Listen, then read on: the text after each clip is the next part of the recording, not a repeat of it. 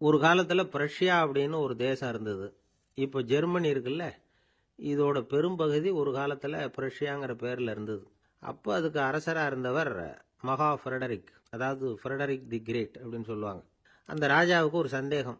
நாம பல வகையான வரிகளை விதிச்சு வசூல் பண்றோம், அப்படி பண்ணி வருமானம் குறைஞ்சிக்கிட்டே போகுதே, இதுக்கு என்ன காரணமா இருக்கும்? இதுதான் அவருக்கு ஏற்பட்ட சந்தேகம். ஒரு சமயம் அந்த அரசர் தம்முடைய அமைச்சர்களையும் பிரபுக்களையும் தளபதிகளையும் கூப்பிட்டு ஒரு விருந்து வச்சார். விருந்து முடிஞ்சதும் அவங்கள பார்த்து இந்த சந்தேகத்தை கேட்டார். வரிகள் அதிகமா விதிச்சு வருமானம் குறையறதுக்கு என்ன காரணம் அப்படின்னு கேட்டார். பல பேருக்கு இதுக்கு சரியா பதில் சொல்ல தெரியல.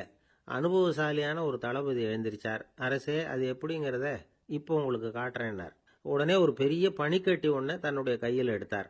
அதை அப்படியும் எப்படியும் திருப்பி பார்த்தார். அப்புறம் அடுத்தவர்கிட்ட கொடுத்தார். அவரும் அதை அப்படியும் இப்படியும் திருப்பி பார்த்துட்டு அடுத்தபடியா இருந்தவர்கிட்ட கொடுத்தார். இப்படியே இதை ஒவ்வொருத்தரா பார்த்துட்டு ஒவ்வொரு கையா மாறி கடைசியில மன்னர் கைக்கு போய் சேர்ந்தது.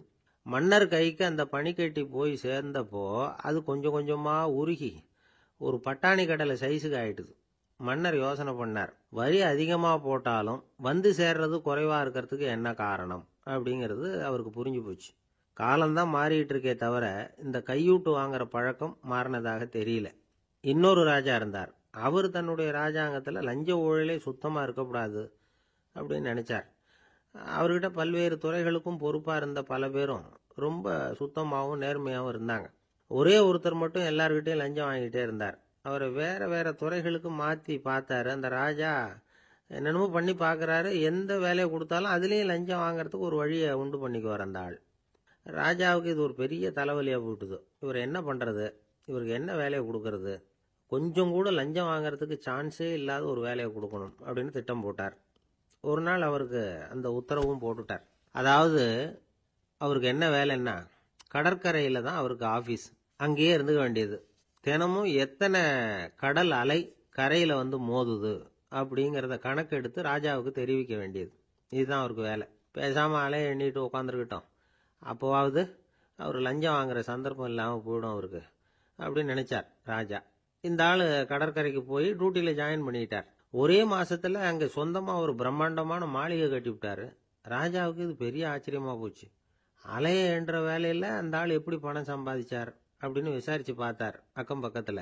அந்த ஆள் என்ன பண்ணிருக்கிறாருன்னா, கடற்கரையில போய் பொறுப்பை ஏத்துக்கிட்ட உடனே அங்க இருந்த மீனவர்கள் கிட்ட எல்லாம் இந்த கரையில வந்து ஒரு நாள்ல வந்து மோதுற அலைகள் எத்தனை அப்படின்னு கேட்டிருக்காரு. அது எப்படிங்க தெரியும் இருக்காங்க அவங்க.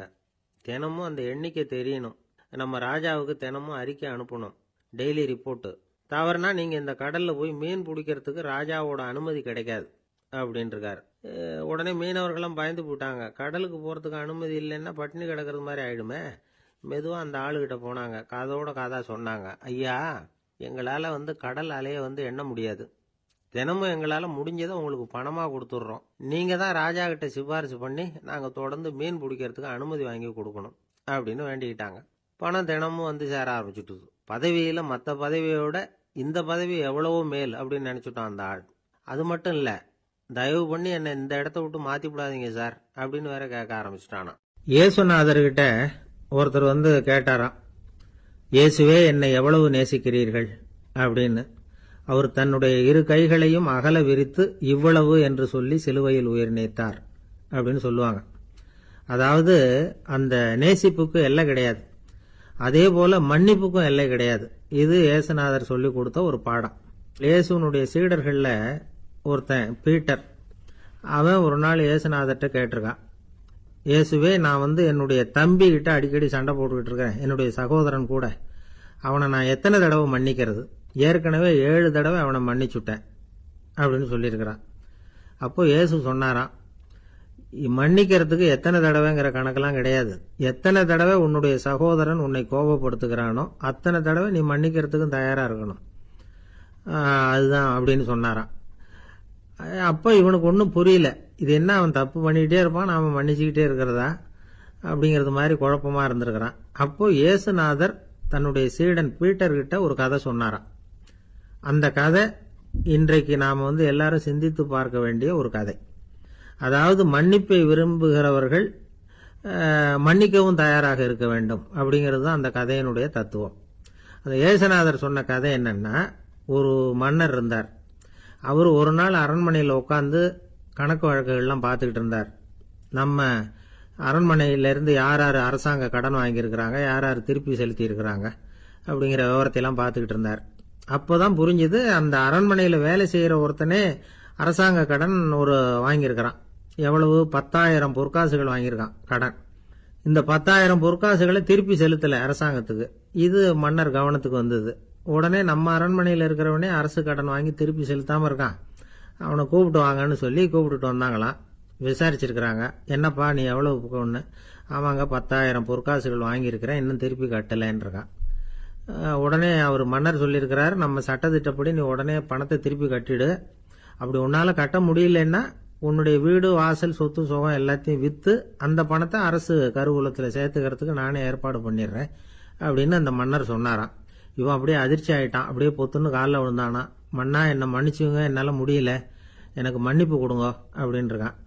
உடனே அவர் எழுந்திருச்சு, சரி நீ மன்னிப்பு கேட்டுவிட்ட, அதனால உன்னை மன்னிக்கிறேன், நீ பணம் கட்ட வேண்டாம் அப்படின்னு சொல்லி அந்த மன்னர் அவனை விட்டுட்டாராம். பணத்தையும் தள்ளுபடி பண்ணிட்டார், நீ திருப்பி கட்ட வேண்டான்னு. இவனுக்கு ரொம்ப மகிழ்ச்சி. அதனால ரொம்ப உல்லாசமா வந்துகிட்டு இருக்கிறான். தெருவில் வந்துகிட்டு இருக்கிறப்ப இவங்கிட்ட கடன் வாங்கின ஒருத்தன் எதுக்கு வந்துகிட்டு இருக்கான். அவன் இவங்கிட்ட ஒரு 100 பொற்காசுகள் கடன் வாங்கியிருக்கான். அவன் வந்தான், இவன் போய் அவன் சாட்டையை பிடிச்சிக்கிட்டான், நீ எப்படா என் கடனை திருப்பி கொடுக்க போறேன்னு. அவன் இப்போ முடியல, கொஞ்சம் பொறுத்துக்கா, அப்புறம் தரேன் இருக்கான். அதெல்லாம் முடியாது, நீ கொடுத்து தான் ஆகணும் அப்படின்னு இவன் புடிவமா சொல்றான்.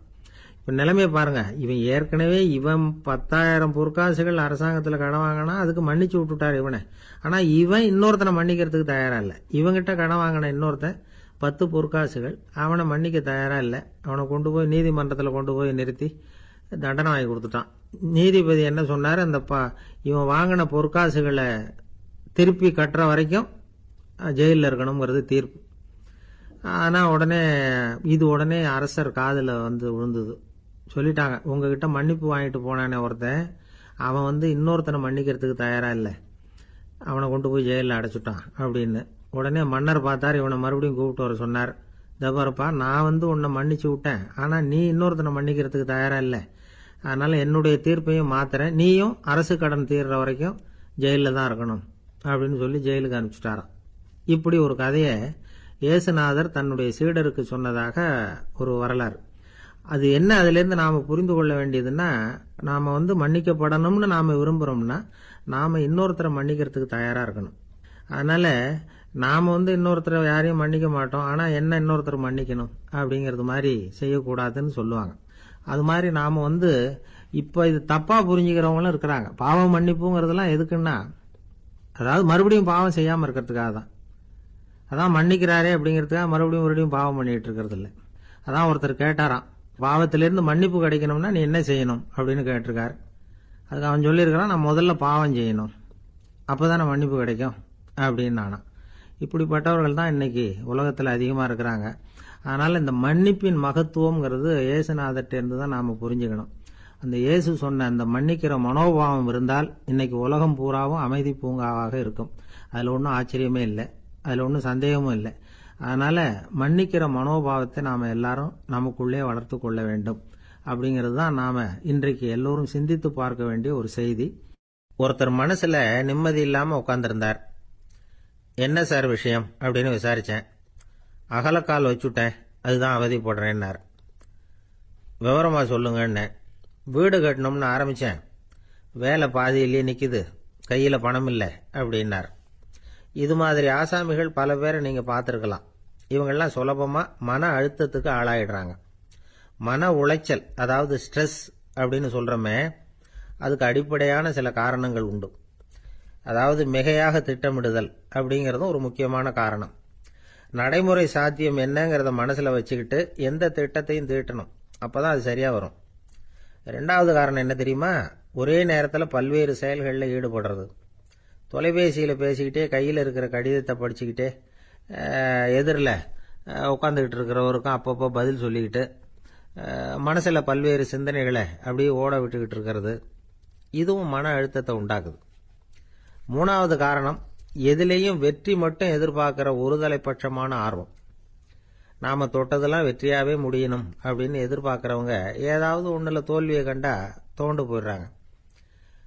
எப்படியும் முடியலாம்ங்கிற எண்ணம் ஏற்கனவே நமக்குள்ளே இருந்துட்டுதுன்னா அந்த அவஸ்தை வராது. அதனால் அதுவும் நம்ம வளர்த்து கொள்ள வேண்டிய ஒரு குணம். மன உளைச்சல் ஏற்படுறதுக்கு இன்னொரு காரணம் எதையும் வேகமாக செஞ்சுடணும் அப்படிங்கிற துடிப்பு. அந்த துடிப்பே மனசை அழுத்த ஆரம்பிச்சிடும். எந்த ஒரு காரியத்திலையும் தாமதமோ இடையூறோ ஏற்பட்டால் அதை பொறுத்துக்கிற மனப்போக்கம் வேணும். அது இல்லாதவங்க அழுத்தத்துக்கு ஆளாயிடுறாங்க. சில பேர் வேலைன்னு எந்த நேரம் பார்த்தாலும் வேலையே கதின்னு கிடப்பாங்க. பொழுதுபோக்குக்கோ உடற்பயிற்சிக்கோ குடும்பத்தில் உள்ளவங்க அல்லது நண்பர்கள் கூட கலந்துரையாடவோ கொஞ்சம் கூட நேரம் ஒதுக்க மாட்டாங்க. இந்த சுபாவம் மன அழுத்தத்தை உண்டு பண்ணும். இதையெல்லாம் புரிஞ்சுக்கிட்டு அதிலிருந்து விடுபடுறது எப்படின்னு யோசிக்கணும். வல்லுநர்கள் இது தொடர்பாக சில யோசனைகளை சொல்லி வச்சிருக்கிறாங்க. அது என்னன்னா, வாழ்க்கைங்கிறது பிரச்சனைகளால் பின்னப்பட்ட ஒன்று. அது எப்பவுமே முடிவடையாத ஒரு தொடர்கதை அப்படிங்கிறத முதல்ல நாம் புரிஞ்சுக்கணும். ஒரே நேரத்தில் ஒரு காரியத்தில் மட்டுமே நாம் கவனம் செலுத்தணும். அடுத்தவங்க காரியத்தில் தலையிடக்கூடாது. எதையும் பேச ஆரம்பிக்கிறதுக்கு முன்னாடி நம்மை நாமே கேட்டுக்க வேண்டிய கேள்வி 2. 1, நான் சொல்ல போகிறது ரொம்ப முக்கியமானதா? 2வது, நான் சொல்கிறத அவங்க கேட்கறதுக்கு ஆசைப்படுறாங்களா? நான் பேசுறதுக்கு அது சரியான நேரம் தானா? இதை யோசித்து பார்த்ததுக்கப்புறம் எதையும் பேச ஆரம்பிக்கணும். முடிஞ்ச அளவுக்கு வளைந்து போகிற சுபாவத்தை வளர்த்துக்கணும். நம்ம நேரம் விலை மதிப்பு இல்லாதது. அதை வீணாக்கக்கூடாது. சிரிக்க தெரியலனாலும் பரவாயில்ல, முகத்தில் கொஞ்சம் புன்முறுவலாவது காட்டணும். இதெல்லாம் ரொம்ப முக்கியம். அடுத்தவங்க ஏதாவது செஞ்சால் உடனே நன்றி சொல்ல மறக்கப்படாது. தினமும் கொஞ்சம் நேரத்தை தனிமையில் செலவு பண்ணணும். மன உளைச்சலிருந்து விடுபடுறதுக்கு 3 முக்கிய வழிகள் சொல்கிறாங்க. அதை சுருக்கமாக ரெட் அப்படின்னு சொல்கிறாங்க. RED ஆங்கில எழுத்தில். அந்த முதல் எழுத்து R, அது என்னன்னா ரிலாக்ஸேஷன், அதாவது இடை ஓய்வு. 2வது E எக்ஸர்சைஸ், உடற்பயிற்சி. 3வது டயட், திட்டமிட்ட உணவு முறை. அதனால் தியானம், மூச்சு பயிற்சி இதெல்லாம் இந்த இடை ஓய்வுக்கு வழிகள். எந்த வேலையையும் தொடர்ந்து செய்யக்கூடாது. எல்லார்கிட்டையும் கலகலப்பாக பழகணும். மாதத்துக்கு ஒரு நாளாவது குடும்பத்தோடு வெளியில் போயிட்டு வரணும். சுலபமான உடற்பயிற்சிகளை செய்யலாம். உடற்பயிற்சிங்கிறது நமக்காக நாம் செய்கிற ஒரு நீண்டகால முதலீடு அப்படின்னு சொல்லுவாங்க. அதாவது லாங் டேர்ம் இன்வெஸ்ட்மெண்ட்டாம். அளவோடு சாப்பிட்ணும், மெதுவாக சாப்பிட்ணும். இதெல்லாம் கொஞ்சம் மனசில் வச்சுக்கிட்டு நடந்துக்கிட்டால் மகிழ்ச்சியாக வாழலாம். சில பேர் சாப்பாட்டு விஷயத்தில் ரொம்ப அக்கறை எடுத்துக்கிறது உண்டு. ஒரு குண்டு ஆசாமி சாப்பிட உக்காந்தார். முதல்ல ஒரு மாத்திரை சாப்பிட்டார். எதுக்குன்னு கேட்டோம். பசி எடுக்கிறதுக்குன்னார். சாப்பிட்டு முடிச்சார். பிறகு மறுபடியும் ஒரு மாத்திரை சாப்பிட்டார். இது எதுக்குன்னு கேட்டோம். சாப்பிட்டது ஜீரணமாகறதுக்கு அப்படின்னார். இப்போ மேலே எனக்கு அளவு கடந்த அன்பு அப்படின்னு யாராவது சொன்னால் அதை அலட்சியமாக நினச்சிடக்கூடாது. அது கொஞ்சம் சீரியஸான விஷயம். அளவுக்கு மிஞ்சினா எதுவுமே இடைஞ்சல் தானே. அன்பும் அப்படி தான். அன்பு அதிகமாக இருந்தால் அது எப்படி கெடுதல் பண்ணும் அப்படிங்கிற சந்தேகம் உங்களுக்கு வரலாம். தசரதன் கதை என்னாச்சு? கைகை மேலே வச்சு அளவு கடந்த அன்பு. ராமன் காட்டுக்கு போறாப்புல ஆயிட்டுதுல்ல. தசரதன் எப்பேற்பட்ட அரசன்? விஸ்வாமித்திரர் சொல்றார், என்ன மாதிரி முனிவர்களுக்கும் தேவர்களுக்கும் ஏதாவது கஷ்டம் வந்தால் முதல்ல முருகன் கிட்ட போவோம், அப்புறம் பரமசிவனை போய் பார்ப்போம், அதுக்கப்புறம் திருமால் கிட்ட போவோம், அப்புறம் பிரம்மன் இந்திரன் இவங்களையெல்லாம் போய் பார்ப்போம். இவங்களாலையெல்லாம் முடியலன்னா கடைசியில் அயோத்திக்கு வருவோங்கிறார். உன்னை விட்டா வேற கதி உண்டோ அப்படின்னு தசரதனை பார்த்து விஸ்வாமித்திரரே சொல்றார். அப்பேற்பட்ட அரசன் தசரதன் கைகேயி காலில் விழறான். உன் பாதங்களை தொட்டு கெஞ்சி கேட்டுக்கிறேன், ராமனை காட்டுக்கு அனுப்பாதேங்கிறான். தசரதனுடைய இந்த நிலைமைக்கு என்ன காரணம்? அவன் கைகேயி மேலே வச்ச அளவு கடந்த அன்பு தான் காரணம். இப்போ சொல்லுங்க, அன்பா இருந்தாலும் அது அளவுக்கு மீறி போனால் கெடுதல் பண்ணுமா பண்ணாதா? அது மட்டும் இல்லை, அளவு கடந்த அன்பு நீதிக்கும் நியாயத்துக்கும் புறம்பான காரியங்களையும் செய்ய வச்சிரும். தசரதன் மிகச்சிறந்த நீதிமான், தர்மத்துக்கு விரோதமாக ஒரு காரியமும் செய்யாதவன். அப்பேற்பட்டவன் தன்னுடைய மனைவியை பார்த்து என்ன சொல்றான் தெரியுமா? உனக்காக நான் என்ன செய்யணும்னு சொல்லு, செய்கிறேன். ஒரு குற்றமும் செய்யாத ஒருத்தனை கொல்லணுமா கொல்றேன். மரண தண்டனை விதிக்கப்பட்ட ஒருத்தனை விடுதலை செய்ய சொல்றியா செய்கிறேன். எந்த பிச்சைக்காரனையாவது கோடீஸ்வரனாக சொல்றியா ஆக்குறேன், அல்லது கோடீஸ்வரனை பிச்சைக்காரன் ஆக்கணுமா ஆக்குறேன் அப்படிங்கிறான். நீதிக்கு விரோதமான இந்த பாவங்களை செய்யறதுக்கு அப்பேற்பட்ட அரசன் எப்படி துணிஞ்சான்? மனைவி பேரில் வச்ச அளவு கடந்த அன்பு தான் காரணம். திரிசூலம், வஜ்ராயுதம், வாள் இதுகளால் தாக்கப்பட்டா கூட அதையெல்லாம் கொஞ்சம் கூட லட்சியம் பண்ணாத ஒருத்தன் காமதேவனுடைய மலர் அம்புகள் தாக்குனா அதை அவனால் தாக்கு பிடிக்க முடியல, விழுந்துடுறான். காமதேவனுக்குள்ள மகிமையே அதுதாங்கிறார் துளசிதாசர். அதனால தான் பெரியவங்கள்லாம் என்ன சொல்கிறாங்கன்னா, எதையும் அளவுக்கு மீறி செய்யாதேங்கிறாங்க. அப்பா, அம்மா, மனைவி, மக்கள் எல்லார் பேர்லேயும் அன்பு அவசியம்தான். ஆனால் அந்த அன்பு அறிவுக்கு புறம்பாக இருக்கக்கூடாது, அளவுக்கு மீறி இருக்கக்கூடாது. அப்போ தான் வாழ்க்கை சுகமாக இருக்கும், இல்லைன்னா அவஸ்தை தான். அளவுக்கு மீறின அன்புங்கிறது புரியுது, அது சரி. அறிவுக்கு புறம்பான அன்புங்கிறது எப்படி? ஒரு தாய்க்கு ஜலதோஷம் அல்லது ஏதோ ஒரு தொற்று நோயின்னு வச்சுங்களேன். அந்த அம்மாவுக்கு தன்னுடைய குழந்தை பேரில் அளவு கடந்த அன்பு. தனக்கு நோய் இருக்குது, அது அடுத்தவங்களுக்கு தொற்றக்கூடியது அப்படின்னு தெரிஞ்சிருந்தோம் அன்பை காட்டுறதுக்காக அந்த குழந்தைக்கு முத்தம் கொடுக்குறேன்னு தூக்கி வச்சுக்கிட்டு கொஞ்சம் ஆரம்பிச்சதுன்னு வச்சுக்கோங்க, அது நல்லா இருக்குமா? இதுதான் அறிவுக்கு புறம்பான அன்புங்கிறது. அது மாதிரி விலங்குகள்கிட்ட அன்பாயிருன்னு சொல்கிறோம். அதுக்காக புலிக்கு முத்தம் கொடுக்க முடியுமா? அப்படி கொடுத்தா அது அறிவுக்கு புறம்பான அன்பு. அதனால் அன்பு கூட அறிவுபூர்வமாக இருக்கணும் அப்படிங்கிறத இன்றைக்கி தகவல் மூலமாக நாம் புரிஞ்சுக்கணும். இந்த காலத்து காதலன் தன்னுடைய காதலிகிட்ட சொன்னானாம், இதை பாரு, உன் பேரில் எனக்கு அளவு கடந்த அன்பு, உனக்காக என்ன செய்யணும்னு சொல்லி செய்கிறேன், நெருப்பில் நடக்கணுமா நடக்கிறேன், நீரில் குதிக்கணுமா குதிக்கிறேன், உயிரையே கொடுக்கணுமா கொடுக்குறேன் அப்படின்னா. சரி, வர்றேன் ஞாயிற்றுக்கிழமை சாயந்தரம் 6 மணிக்கு இதே இடத்துக்கு வாங்க அப்படின்னுது அந்த பொண்ணு. இவன் கொஞ்சம் யோசனை பண்ணி பார்த்துட்டு, அன்னைக்கு மழை பெய்யாமல் இருந்தால் வந்துடுறேன் அப்படின்னானா. ஒரு பள்ளிக்கூடம் வகுப்பு நடந்துக்கிட்டு இருக்கு. ஆசிரியர் பாடம் நடத்திக்கிட்டு இருக்கிறார். நடத்தி முடிச்ச உடனே கேட்டார், மாணவர்களே, இதுவரைக்கும் நான் நடத்தின பாடத்தில் உங்களுக்கு ஏதாவது சந்தேகம் இருக்கா அப்படின்னு கேட்டார். அப்புறம் ஒவ்வொருத்தராக கேட்டார். ஒரு மாணவன் எழுந்திருச்சான். சார், எனக்கு சந்தேகம் எதுவுமே இல்லைன்னா. ஏன்னு கேட்டார். ஏன்னா எனக்கு நீங்கள் நடத்தின பாடம் தெளிவாக புரிஞ்சுட்டுது, அதனால சந்தேகம் வரலன்னா. இன்னொரு மாணவன் எழுந்திருச்சான். சார், எனக்கும் சந்தேகம் எதுவும் இல்லைன்னா. ஏண்டான்னு கேட்டார். ஏன்னா எனக்கு நீங்கள் நடத்தின பாடம் எதுவுமே புரியல, அதனால சந்தேகம் வரல அப்படின்னா. இந்த இடத்துல நாம் கொஞ்சம் சிந்திச்சு பார்க்கணும். இந்த உலகத்தில் எல்லாம் புரிஞ்ச ஒருத்தனுக்கும் சந்தேகம் வராது, எதுவுமே புரியாத ஒருத்தனுக்கும் சந்தேகம் வராது. அறகுறையாக புரிஞ்சுக்கிட்டவன் இருக்கான் பாருங்க, அவனுக்கு தான் அடிக்கடி சந்தேகம் வரும். ஆக மாணவர்களை இந்த 3 வகையாக பிரிக்கலாம். அதே மாதிரி தான் மனிதர்களையும் 3 வகையாக பிரிக்கிறாங்க ஆன்மீகவாதிகள். ஒரு ஆன்மீக பெரியவர் என்ன சொல்றார் தெரியுமா? இந்த உலகத்தில் 3 வகையான மனிதர்கள் இருக்கிறாங்களாம். முதல் வகை எப்படி தெரியுமா? இவங்களுக்கு எதையும் தெரிஞ்சுக்கணுங்கிற அவசியமே கிடையாது. ஏன்னா அவங்களுக்கு எல்லாமும் தெரியும். இவங்க ஞானத்தின் முழு வடிவா இருக்கிற காரணத்தினால அவங்களுக்கு எந்த சந்தேகமும் இல்லை, எந்த கேள்விகளும் கிடையாது. இந்த நிலையில இருக்கிறவன் கிருஷ்ணன். எல்லாத்துக்கும் விட தெரிஞ்சுக்கிட்ட நிலையில அவன் விடையாக மாறிவிட்டான் அப்படின்னு சொல்லுவாங்க. 2வது நிலையில இருக்கிறவன் அர்ஜுனன். இவனுக்கு எப்போ பார்த்தாலும் கேள்விதான், சந்தேகம்தான். பதில் சொல்ல சொல்ல அவனுக்கு இருக்கிற சந்தேகமும் அதிகமாகிட்டே இருக்கும், குறையவே குறையாது. அர்ஜுனன் மாதிரி உள்ளவங்க எப்பவும் கேள்வி கேட்டுக்கிட்டே இருப்பாங்க. ஒரு கேள்விக்கு விட கிடைச்சுட்டுன்னு வைங்க, உடனே இன்னொரு கேள்வி அவங்க கிட்ட இருந்து வரும். கிருஷ்ணனுடைய நிலை எப்படின்னா அது கேள்விகளே அற்ற ஒரு நிலை. அர்ஜுனனுடைய நிலை எப்படின்னா அது கேள்விகளை தவிர வேறு எதுவும் அற்ற ஒரு நிலை. இவங்களை தவிர இன்னொரு ஆள் இருக்கிறான், அவனுக்கும் கேள்விகள் அற்ற ஒரு நிலை தான். அவன் யாருன்னா துரியோதனன்.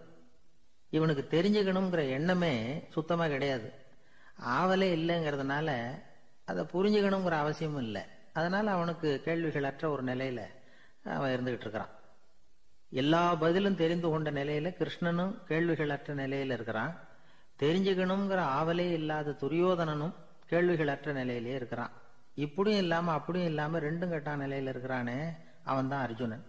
அதனால பெரியவங்கள்லாம் என்ன சொல்றாங்கன்னா, இந்த உலகத்துல அர்ஜுனன்களா இருக்கிறவங்க ஒண்ணு துரியோதனனா மாறிடணும், இல்லைன்னா கிருஷ்ணனா மாறிடணும். இதை தவிர வேற வாய்ப்பு இல்லை. துரியோதனன் மாதிரி உள்ளது விலங்கு நிலை, கிருஷ்ணன் மாதிரி உள்ளது தெய்வ நிலை. அர்ஜுனன் விலங்காவும் ஆக முடியல, தெய்வமாவும் ஆக முடியல. இப்படி 2ம் கெட்டானா இருக்கிற வரைக்கும் இந்த கேள்விகளும் பிரச்சனைகளும் இருந்துகிட்டே தான் இருக்கும். இதுதான் பெரியவர்கள் சொல்லுகிற அனுபவ உண்மை. ஒரு ஆசிரியர் ரொம்பவும் விரிவா விளக்கமா பாடம் நடத்தின பிறகு, மாணவர்களே ஏதாவது சந்தேகம் இருந்தா கேளுங்கன்னாராம். ஒரு மாணவன் எழுந்திருச்சான். சார், எனக்கு ஒரு சந்தேகம்னா. என்னன்னு கேட்டார். இது வரைக்கும் என்ன பாடம் சார் நடத்துனீங்க அப்படின்னா அந்த பையன். இந்த உலகத்துல எத்தனை வகையான மனிதர்கள் இருக்கிறாங்க, ஒவ்வொரு மனிதனுமே ஒவ்வொரு வகை அப்படிங்கிறாங்க விஞ்ஞானிகள். மனிதர்களை 3 வகையா பிரிக்கலாம் அப்படின்னு சொல்றாங்க மெய்ஞானிகள். இவங்களை பத்திலாம் ஏற்கனவே நாம பேசியிருக்கிறோம். இப்போ டாக்டர் எட்வர்டு பேட்ச் அப்படிங்கிற நிபுணர் என்ன சொல்றாரு தெரியுமா? மனிதர்களை 7 வகையா பிரிக்கலாம்ங்கிறார். மனிதர்களின் மனநிலை அடிப்படையில அவங்களை 7 விதமா வகைப்படுத்துறார் அவர். சரி, அது என்ன 7 வகை? முதல் வகை என்னன்னா, பயந்த குணம் உள்ளவங்க. சார் ரொம்ப பயந்த சுபாவம், வீட்டில் கூட வாயே திறக்க மாட்டார், சாப்பிட போறப்ப மட்டும்தான் கொஞ்சம் வாயை திறப்பார், அப்புறம் மூடிக்குவார் அப்படின்னு சில பேரை பத்தி நாம பேசிக்கிறது உண்டு. இவங்கெல்லாம் இந்த வகை, அதாவது பயந்த குணம் உள்ளவர்கள் அப்படிங்கிற முதல் வகை. சரி, 2வது வகை என்னன்னா, சஞ்சலப்படுகிறவர்கள். எதுக்கு எடுத்தாலும் கலக்கம், குழப்பம், இப்படியே காலம் தள்ளிட்டு இருப்பாங்க. பல பேர் பார்த்துருப்பீங்க. அவங்கெல்லாம் இந்த வகை. 3வது வகை என்னன்னா, யதார்த்த உலகை மறந்து கற்பனை உலகத்திலேயே மிதக்கிறவங்க. இளைஞர்கள், கவிஞர்கள், இப்படி பல பேர் இருக்கிறாங்க. எப்போ பார்த்தாலும் கற்பனை உலகத்திலேயே மிதந்துக்கிட்டு இருப்பாங்க. கிட்டத்தில் போய் என்னங்க ஒரு மாதிரியா இருக்கிறீங்க அப்படின்னு கேட்டு பாருங்க, அவங்களெல்லாம் ஏதோ ஒரு அற்ப புழுவை பார்க்கறது மாதிரி அவங்கள பார்ப்பாங்க. அதுவும் அந்த வானத்து நிலாவை பாருங்கள், அது என்னை வா வான்னு கூப்பிடுது, எனக்கு சீக்கிரத்தில் ஒரு நாள் சிறகுகள் முளைக்கும், சிறகடித்து வானத்தில் பறந்து போவேன், அந்த செல்ல நிலாவை கொஞ்சிவிட்டு வருவேன், இப்படிலாம் பேசிக்கிட்டு இருப்பாங்க. கொஞ்சிறது அப்புறம் இருக்கட்டும், இப்போ கஞ்சிக்கு வழியே பாருப்பா அப்படின்னா அதை காதில் வாங்க மாட்டாங்க. நாம் ஏதோ இந்த உலகத்தை அனுபவிக்க தெரியாதவர்கள் மாதிரி நம்மளை அவங்க கவனிப்பாங்க. இப்படி ஒரு ரகம். 4வது வகை மனிதர்கள் எப்படின்னா, இவங்க தனிமை உணர்வு மிக்கவர்கள். இவங்க மற்றவங்களோட இயல்பா நெருங்கி பழகிறதில்ல, தான் உண்டு தன்னுடைய வேலை உண்டுன்னு இருந்துட்டு போறவங்க. அடுத்த வீட்டில் இருக்கிறவர் யார் அப்படின்னு கேட்டா கூட அடுத்த வீடுன்னு ஒன்று இருக்கா அப்படிங்கிறது மாதிரி நம்ம முகத்தை பார்ப்பாங்க. அவங்க கிட்ட மேற்கொண்டு நாம என்னத்தை பேச முடியும்? இப்படி ஒரு வகை. 5வது வகை மனிதர்கள் எப்படின்னா, இவங்க மற்றவங்க செல்வாக்குக்கு உட்பட மறுப்பவர்கள். அடுத்தவங்களோட செல்வாக்குக்கு இவங்க ஆட்படுறதில்ல. நான் யார் தெரியுமான்னு கேட்டா அதை தெரிஞ்சுட்டு எனக்கு என்ன ஆக போகுதும்பாங்க. இவங்கெல்லாம் அந்த ரகம். 6வது வகை மனிதர்கள் எப்பவும் எதுலேயும் பற்றில்லாம இருக்கிறவங்க. இது ஒரு துறவு மனப்பான்மை. இயல்பாகவே சில பேர் இப்படி உண்டு, அவங்களுக்கு எதுலேயும் ஒரு ஈடுபாடு இருக்காது. அப்படிப்பட்டவங்கெல்லாம் 6வது வகை. 7வது வகை மனிதர்கள் மற்றவங்க கவலையை தன்னுடையதா ஆக்கிக்கிட்டு கவலைப்படுறவங்க. இவங்கெல்லாம் மகாத்மாக்கள். தாம் வேறு அடுத்தவங்க வேறு அப்படிங்கிற எண்ணம் இவங்களுக்கு வர்றதில்லை. அதனால அடுத்தவங்களுக்கு ஒரு துன்பம் வந்ததுன்னா இவங்களால சும்மா இருக்க முடியறதில்ல. ஆக கூடி இப்படி 7 விதமான மனிதர்களை அடையாளம் காட்டுறார் அந்த நிபுணர். இதுல நாம எந்த வகையில வர்றோம் அப்படிங்கிறத நாம தான் அடையாளம் கண்டுபிடிக்கணும். எனக்கு தெரிஞ்ச ஒரு மனிதர் உண்டு. அவர் ஒரு வித்தியாசமான வகை. எதையும் நடைமுறை சாத்தியமா சிந்திக்கிறவர். எப்பவும் அடுத்தவங்களும் நல்லா இருக்கணும், நாமும் நல்லா இருக்கணும் அப்படின்னு ஆசைப்படுறவர். அவருக்கு ஒரு சமயம் திடீர்னு உடம்பு சுகம் இல்லாம போயிட்டுது. டாக்டர் கிட்ட போனார், பணம் கொடுத்தார், வைத்தியம் பார்த்துக்கிட்டார். அவர் எழுதி கொடுத்த மருந்து சீட்டை வாங்கினார். ஒரு மருந்து கடைக்கு போனார், பணம் கொடுத்தார், மருந்து வாங்கினார். அதை எடுத்துட்டு வீட்டுக்கு வந்தார். அதுக்கப்புறம் அந்த மருந்து அவர் சாப்பிடணும்ல, சாப்பிடவே இல்லை, அப்படியே சும்மா வச்சுட்டார். அவரை பார்த்து கேட்டேன், ஏன் சார் இப்படி பண்றீங்க, வீண் செலவு தானே இது, நீங்க ஏன் டாக்டர்கிட்ட போய் பணம் செலவு பண்ணுனீங்கன்னு கேட்டேன். அவர் சொன்னாரு, டாக்டர் வாழணும் இல்லையா, அதனாலதான் அப்படின்னார். சரி, அப்புறம் ஏன் மருந்து வாங்கினீங்க அப்படின்னு கேட்டேன். மருந்து கடைக்காரர் வாழணும் இல்லையா, அதனாலதான் அப்படின்னார். சரி, அப்புறம் ஏன் வாங்கின மருந்து சாப்பிடாம வச்சுட்டீங்க அப்படின்னதுக்கு, நான் வாழணும் இல்லையா அதனாலதான் அப்படின்னார். இவர் வாழ்க்கையை புரிஞ்சுக்கிட்டவர். இப்படி வாழ்க்கையை புரிந்து கொண்டு வாழ தெரிஞ்சுக்கணும். எந்த வகை மனிதர் நாம் அப்படிங்கிறத புரிஞ்சுக்கிட்டு வாழ்ந்தோம்னா வாழ்க்கையில வெற்றி நிச்சயம். சீடன் வெளியூர் புறப்படுறதுக்கு தயாரா இருந்தான். ரொம்ப தூரம் போக போறான். திரும்பி வர நாளாகும். புறப்படுறதுக்கான ஆயத்த வேலைகள்ல ஈடுபட்டிருந்தான். அந்த சமயம் பார்த்து இன்னொரு சீடன் அவங்கிட்ட வந்தான். நம்ம குரு உன்னை அழைச்சிட்டு வர சொன்னார், வா அப்படின்னு கூப்பிட்டான். இவன் உடனே புறப்பட்டு போனான். குருநாதரை பார்த்தான். அவர் காலில் விழுந்து வணங்கினான். வணங்கிவிட்டு எழுந்திரிச்சான். அவ்வளவுதான். குரு ஏதாவது உபதேசம் பண்ணுவாருன்னு எதிர்பார்த்தான். ஆனா நடந்தது என்ன தெரியுமா? குரு அவனுக்கு ஓங்கி ஒரு அடி கொடுத்தார். எதிர்பாராம இந்த அடியை வாங்கினதும் அந்த சீடன் அதிர்ந்து போயிட்டான். பக்கத்துல இருந்த மற்ற சீடர்களும் திகைச்சு போய் நின்னுட்டாங்க. அடி வாங்கின சீடனுக்கு மனசுக்குள்ள குழப்பம். நாம என்ன தப்பு பண்ணணும், புறப்படுற நேரத்துல இப்படி குரு கிட்ட அடி வாங்குற மாதிரி ஆயிட்டுதே அப்படின்னு நினைச்சு மனசுக்குள்ள ரொம்ப வேதனைப்பட்டான். கொஞ்சம் துணிச்சலை வரவழைச்சுக்கிட்டு குருநாதர்கிட்டயே கேட்டுட்டான், சுவாமி நான் என்ன தப்பு பண்ணினேன், என்ன இப்படி அடிச்சுட்டீங்களே, ஒரு வார்த்தை கூட உங்களை எதிர்த்து நான் பேசினது இல்லையே, இவ்வளவு காலமா உங்க விருப்பத்துக்கு விரோதமா ஒரு காரியம் கூட நான் செஞ்சது இல்லையே, வந்ததும் வராததுமா ஒண்ணுமே சொல்லாம என்ன அடிச்சுட்டீங்களே, குருவே நான் செஞ்ச குற்றம் தான் என்ன அப்படின்னு கண்ணீரோட பரிதாபமா கேட்டானா அந்த சீடன். ஆனா அந்த குரு முகத்துல கொஞ்சம் கூட கோபம் இல்லை. அவர் சிரிச்சுக்கிட்டே நின்றுகிட்டு இருந்தாராம். அதுக்கப்புறம் சொன்னாராம், என்னுடைய அருமை சீடனே, நீ ஒரு தவறும் பண்ணல, நான் உன்னை அடிச்சது நீ ஏதோ தப்பு பண்ணிவிட்டேங்கிறதுக்காக இல்லை, நீண்ட பயணம் போக போற, ஞாபகமா ஏதாவது கொடுத்து அனுப்ப வேணாமா, நீ ஞானம் பெற்ற பிறகுதான் திரும்பி வர போறேங்கிறது எனக்கு தெரியும், அதுக்கு பிறகு உன்னை வந்து அடிக்க முடியுமா, அதனால இப்ப கிடைச்சிருக்கிற இந்த வாய்ப்பை பயன்படுத்திக்கிட்டேன், அப்போதைக்கு இப்பவே அடிச்சுட்டேன், அவ்வளவுதான், வேற ஒண்ணும் இல்லை அப்படின்னாராம். குரு சிரிச்சுக்கிட்டே இப்படி சொல்றார். இருந்தாலும் இதுவும் ஒரு உபதேசம் தான். அதிர்ச்சிகளால வந்து விழிப்படைய வைக்கிறதும் ஒரு வழிதான். இது வந்து ஜென் வழி. பெரும்பாலும் அதிர்ச்சியின் மூலமாகவே ஞான தரிசனத்தை அருள்கிறவர்கள் தான் ஜென் குருமார்கள். நம்ம தியானம் தான் ஜென். இந்தியாவில இருந்து இது சீனாவுக்கு போய் கொஞ்சம் பேர் மாறி வளம் பெற்று ஜப்பான்ல ஜென் ஆகி வளர்ந்துருக்குது, அவ்வளவுதான். ஜென்கிறது தியானம். எதை நினைச்சும் தியானிக்கிறது இல்லை, எல்லாத்துலயும் தியானம் இருக்கிறதா சொல்லுது ஜென்.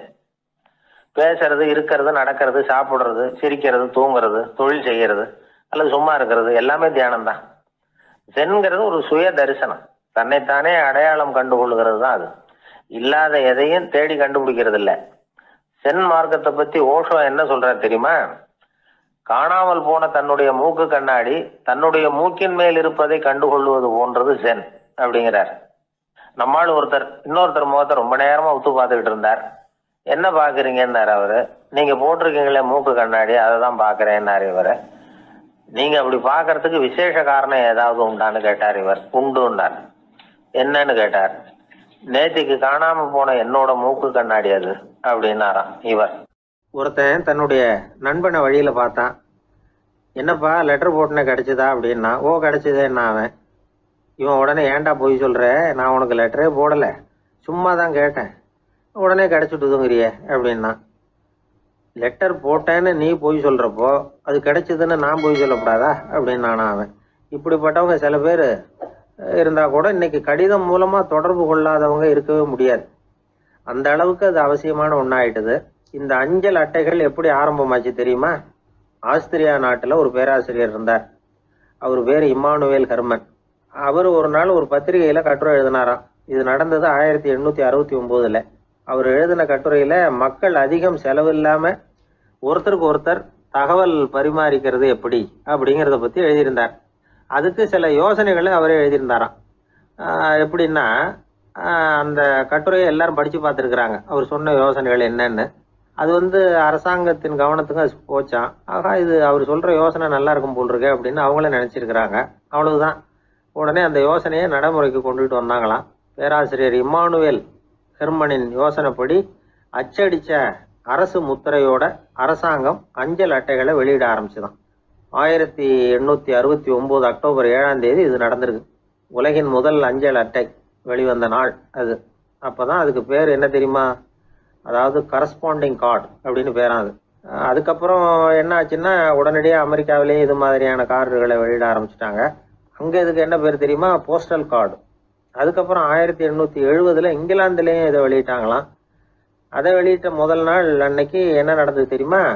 மக்கள்லாம் ஏதோ நியாய விலை கடையில் நிற்கிறது மாதிரி பெரிய பெரிய கியூ வரிசையில் நின்று இதை வாங்கினாங்களாம். நம்ம நாட்டில் முதல் அஞ்சலகம் 1927 கல்கத்தாவில் ஆரம்பமாயிருக்கு. இன்னைக்கும் அஞ்சலகம் இல்லாத இடமே இல்லை. அந்த அளவுக்கு அஞ்சல் போக்குவரத்து அதிகமாயிருக்குது. அன்னைக்கு உள்நாட்டில் ஒருத்தருக்கு ஒருத்தர் தகவல் பரிமாற்றம் செய்து கொள்ள மலிவான ஒரு அஞ்சல் அட்டையை அரசாங்கம் வெளியிடலாம் அப்படின்னு பேராசிரியர் எழுதின கட்டுரை இன்னைக்கு எந்த அளவுக்கு ஆகியிருக்கு பார்த்தீங்களா? ஒருத்தன் ஒரு தபால் பெட்டிக்கு பக்கத்தில் தலையை வச்சுக்கிட்டு அவன் பாட்டுக்கு நின்றுட்டு இருந்திருக்கான். அங்கே இருந்த இன்னொருத்தன் கேட்டிருக்கான், என்ன ஆச்சுன்னு. கொஞ்ச நேரத்துக்கு முன்னாடி இந்த தபால் பெட்டியில் ஒரு கார்டு எழுதி போட்டேன், விவரமெல்லாம் நல்லா தான் எழுதியிருக்கிறேன், ஆனால் அட்ரஸ் எழுத மறந்துட்டேன் அப்படின்னு நானா. உடனே அவன், அதுக்காக கவலைப்படாத, நான் போட்ட கார்டில் அட்ரஸ் எல்லாம் பின்கோடு உள்பட கரெக்டாக எழுதியிருக்கேன், ஆனால் விவரம் எழுத மறந்துட்டேன் நானா. கவலைப்படாத, கொஞ்ச நேரத்தில் தபால்காரர் வருவார், பெட்டியை திறந்ததும் நம்ம லெட்டரை கேட்டு வாங்கிக்கலாம்னா ஒருத்தன். கொஞ்ச நேரத்துக்கு முன்னாடி அவர் வந்தார், கேட்டேன், அதுக்கப்புறம் தான் மனசுக்கு ரொம்ப கஷ்டமாக போச்சு நானா. இவன் ஏண்டான்னு கேட்டிருக்கான். அவன், இது தபால் புட்டு இல்லையா. ஒரு ஊர்ல ஒரு மன்னர் இருந்தார். ஒரு நாள் அவருடைய அரசவைக்கு ஒரு ஓவியன் வந்தான். அவன் சீனா தேசத்திலிருந்து வந்தவன், தாவோ சிந்தனையாளன். அவன் அங்க வந்து மன்னர் முன்னாடி நிக்கிறான். யாரும் செய்ய முடியாத ஒரு காரியத்தை என்னால செய்ய முடியும்னா. இவன் இப்படி சொன்னதை கேட்டதும் ஏற்கனவே அங்க இருந்த அரசவை ஓவியன் ஒருத்தனுக்கு கோபம் வந்துட்டுது. இதோ பாரு, இப்படி எல்லாம் பேசக்கூடாது, நான் வேணும்னா உன்னுடைய சவாலை ஏத்துக்கிறேன் அப்படின்னா. நாம 2 பேரும் ஓவியம் தீட்டுவோம், அதை பார்த்துட்டு நம்ம 2 பேர்ல யாரு சிறந்த ஓவியன் அப்படிங்கிறத மன்னரே தீர்மானம் செய்யட்டும், என்ன சொல்ற அப்படின்னு கேட்டான் அவன். அவனும் சரின்னு ஒத்துக்கிட்டான். போட்டி ஆரம்பமாச்சு. அரசர் அவங்களுக்கு 2 சுவர்களை ஒதுக்கி கொடுத்தார். 6 மாச காலம் அவகாசம் கொடுத்தார். 2 ஓவியர்களும் அவங்கவங்க வேலையை ஆரம்பிச்சாங்க. இரவு பகலா வேலை செய்ய ஆரம்பிச்சுட்டாங்க. 6 மாசம் முடிஞ்சது. அரசர் வந்து பார்த்தார். முதல்ல தன்னுடைய அரசவை ஓவியர் தீட்டி இருந்த ஓவியத்தை பார்த்தார். ரொம்ப பிரமாதமா இருந்தது, பாராட்டினார். இதோ பாரு, உன்னுடைய ஓவியம் அற்புதமா இருக்கு, உயிரோட்டம் உள்ளதா இருக்குது, கலையின் உச்சமே இதுதான், இதை விட சிறந்த ஒரு ஓவியத்தை வேற யாராலையும் படைக்க முடியாது அப்படின்னார். அதுக்கப்புறம் அந்த சீன ஓவியன் கிட்ட போனார். எங்க உன்னுடைய ஓவியம்னு கேட்டார். திரைச்சீலையை விலக்கி விட்டு பாருங்கன்னா. மன்னர் வந்து அந்த திரைச்சீலையை விளக்குனார். உள்ள வந்து ஓவியம் இருக்க வேண்டிய இடம் கண்ணாடி மாதிரி தெரிஞ்சுது. அவன் அந்த 6 மாச காலமா அந்த சுவரை வந்து தேய்ச்சி தேய்ச்சி கண்ணாடி மாதிரி ஆக்கி வச்சிருக்கிறான். அதுக்கு நேரா எதிர் சுவர்ல அரசவை ஓவியன் தீட்டின ஓவியம் இருக்கு. அது எதிரில் இருந்த இந்த கண்ணாடியில பட்டு பிரதிபலிக்குது. மன்னர் யோசனை பண்ண ஆரம்பிச்சார். அப்புறம் அந்த சீன ஓவியனை பார்த்து கேட்டார், இதோ பாரு, நீ என்னுடைய ஆளை வந்து தோற்கடிச்சுட்ட அப்படிங்கறதுல சந்தேகம் இல்லை, ஆனாலும் எங்களை ஏமாத்தி இருக்கிற, எந்த ஓவியமும் நீ வரையிலையே அப்படின்னார். அரசே, இதுதான் உண்மையான ஓவியம், உயிருள்ள ஓவியம். இது வந்து மனோபாவங்களை பிரதிபலிக்கும், மாறுகின்ற காலங்களை அப்படியே காட்டும் அப்படின்னா அந்த சீன ஓவியன். கையால வரைகிற ஓவியங்கள்ல சலனம் இல்லை, கண்ணாடி அப்படி கிடையாது, சக்தியின் ஓட்டம் அதுல எப்பவும் இருந்துகிட்டே இருக்கும், கண்ணாடி மட்டுமே ஜீவன் உள்ள ஓவியமா இருக்க முடியுங்கிறத அந்த சீன ஓவியன் தெரிஞ்சு வச்சிருந்தான். ஏன்னா அவன் ஒரு தாவோ சிந்தனையாளன். ஒவ்வொரு குழந்தையும் இந்த கண்ணாடியோட தான் பிறக்குது. ஆனா நாம என்ன செய்யறோம்னா ஓவியங்களை கண்ணாடி மீது பதிப்பிச்சு விடுறோம். கண்ணாடி நம்மளை பிரதிபலிக்குது. நம்முடைய அழகோ அவலட்சணமோ கண்ணாடியை பாதிக்கிறது இல்லை. ஏன்னா அதுக்கு மனம் கிடையாது. கடந்து போன வினாடியை பத்தி அது சிந்திக்கிறது இல்லை. அடுத்த கணத்தை பத்தின எதிர்பார்ப்பும் அதுகிட்ட கிடையாது. அதுதான் பற்றற்ற நிலை. மனிதனுக்கு தேவைப்படுறது அதுதான். கண்ணாடி கிட்ட இருந்து நாம வந்து கற்றுக்கொள்ள வேண்டிய பாடம் இது. வாழ்க்கையில வந்து மனிதர்களை நேசிக்கலாம், உலகின் அழகையெல்லாம் பிரதிபலிக்கலாம், ஆனா எதையும் பற்றி கொண்டு விடக்கூடாது அப்படிங்கிறது பெரியவர்கள் அறிவுரை. துயரம்ங்கிறது பற்றுக்களின் சாயை. கண்ணாடி முன்னாடி நிக்கிறப்போவெல்லாம் நமக்கு இந்த ஞாபகம் வரணுமா. ஒரு குடும்ப தலைவர் ஒரு நாள் காலையில விடிஞ்சு எழுந்திரிச்சதும் சத்தம் போட்டார், யார் இந்த கருங்குரங்கு படத்தை என் ரூம்ல கொண்டாந்து மாட்டி வச்சது அப்படின்னு கத்தினார். சமையல் கட்டில இருந்து மனைவி பதில் சொன்னாங்க, தூக்க கலக்கத்துல உளராதிங்க, நல்லா பாருங்க, அது படம் கிடையாது, முகம் பார்க்கிற கண்ணாடி அப்படின்னா. ரொம்ப பேருக்கு கூட்டத்துல பேசுறதுன்னா பயம். நமக்கு ஒன்றும் தெரியாதுன்னு மற்றவங்க நினைச்சிடக்கூடாதுங்கிற எண்ணம் தான் இதுக்கு காரணம். ரொம்ப முக்கியமான ஒரு கூட்டம்னா பயம் அதிகமாக இருக்கும். முக்கியமானவங்கள்லாம் வருவாங்களே, அவங்கெல்லாம் நம்மளை பற்றி மட்டமாக நினச்சிருவாங்களே அப்படிங்கிற பயம் வந்துடும். ஆனால் மேடை பேச்சுங்கிறது அவ்வளவு கடினமான ஒரு காரியம் இல்லைங்கிறாங்க அது சம்பந்தமான நிபுணர்கள். யாரும் பேச்சாளர் ஆகலாம், இது ஒன்றும் பெரிய கிஃப்ட் கிடையாது அப்படின்னு அவங்க சொல்கிறாங்க. நீங்கள் ஒரு சிறந்த பேச்சாளர் ஆகணுமா அப்படின்னா அதுக்குன்னு சில ஆலோசனைகளை சொல்லி வச்சிருக்கிறாங்க அனுபவசாலிகள். முதல் ஆலோசனை என்னன்னா, உங்கள் பேச்சு எளிமையாக இருக்கணும். ஏதாவது ஒரு கருத்து அல்லது 2 கருத்து சொன்னால் போதும். 20 அல்லது 30 கருத்துக்களை சொல்லிகிட்டே போகக்கூடாது. 2வது ஆலோசனை, நீங்கள் என்ன பேச போகிறீங்கிறது முதல்ல உங்களுக்கு நல்லா புரியணும். அதுக்கப்புறம் தான் அதை அடுத்தவங்களுக்கு புரிய வைக்க முடியும். எப்படி ஆரம்பிக்க போகிறோம், எந்த கருத்தை முக்கியமாக வலியுறுத்த போகிறோம், எப்படி முடிக்க போகிறோம் அப்படிங்கிறத முதல்ல நல்லா சிந்திச்சு மனசில் வச்சுக்கணும். கடைசியாக என்ன சொல்கிறீங்களோ அதுதான் கேட்குறவங்க மனசில் நிற்கும். 3வது ஆலோசனை என்னென்னா, உங்கள் பேச்சு சுருக்கமாக இருக்கணும். ஒரு 15 நிமிஷம் பேசுறது ரொம்ப பொருத்தம். மணிக்கணக்கில் பேசிக்கிட்டு இருக்கிறது நல்லதில்லை. 4வது ஆலோசனை, நீங்கள் பேசுறது உண்மையாக இருக்கணும். உங்களுக்கு உண்மையான அனுபவங்கள் இருக்கும், அதை சொல்லலாம். உங்களுடைய உண்மையான அனுபவங்களை மற்றவங்களோட பகிர்ந்துக்கணும், அதுதான் முக்கியம்.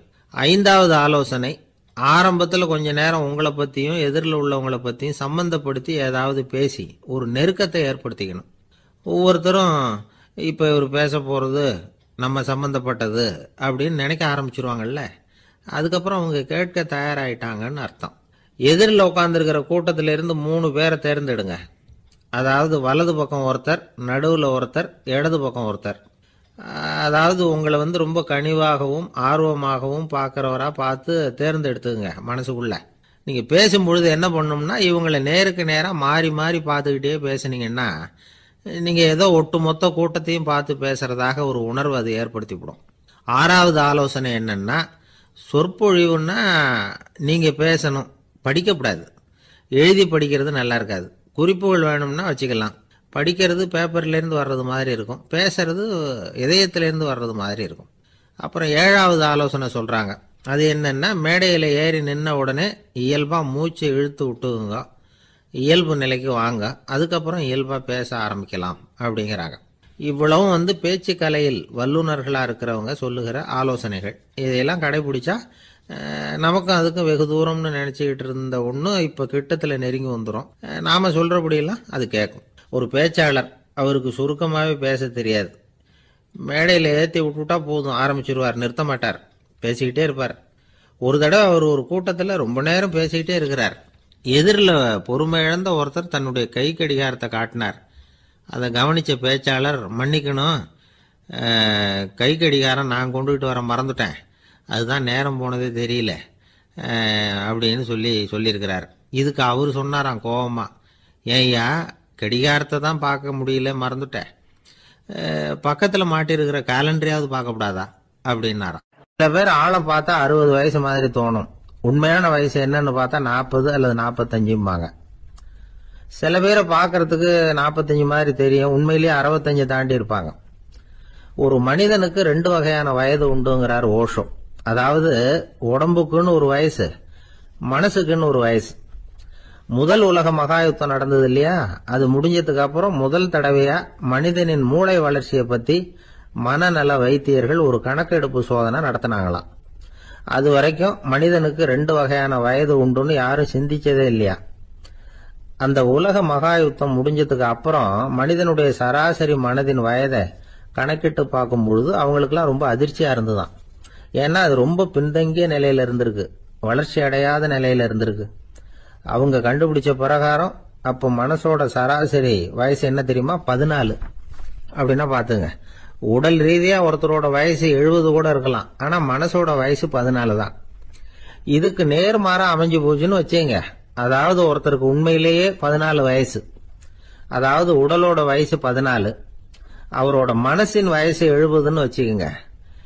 இப்படி அமைஞ்சுட்டுதுன்னா அவர் சீக்கிரம் ஞானத்தன்மை அடைஞ்சிருவார் அப்படின்னு அர்த்தம். இப்ப நமக்கெல்லாம் உடம்போட வயசு மனசோட வயசு ரெண்டும் ஒன்னா இருந்துட்டா அதுவே போதும், அதுவே பெரிய விஷயம். இப்ப எமர்சன் கிட்ட போய் ஒருத்தர் கேட்டாராம், உங்க வயசு என்ன அப்படின்னு. அவர் உடனே பதில் சொல்லியிருக்கார், 360 வருஷம் அப்படின்னாராம்.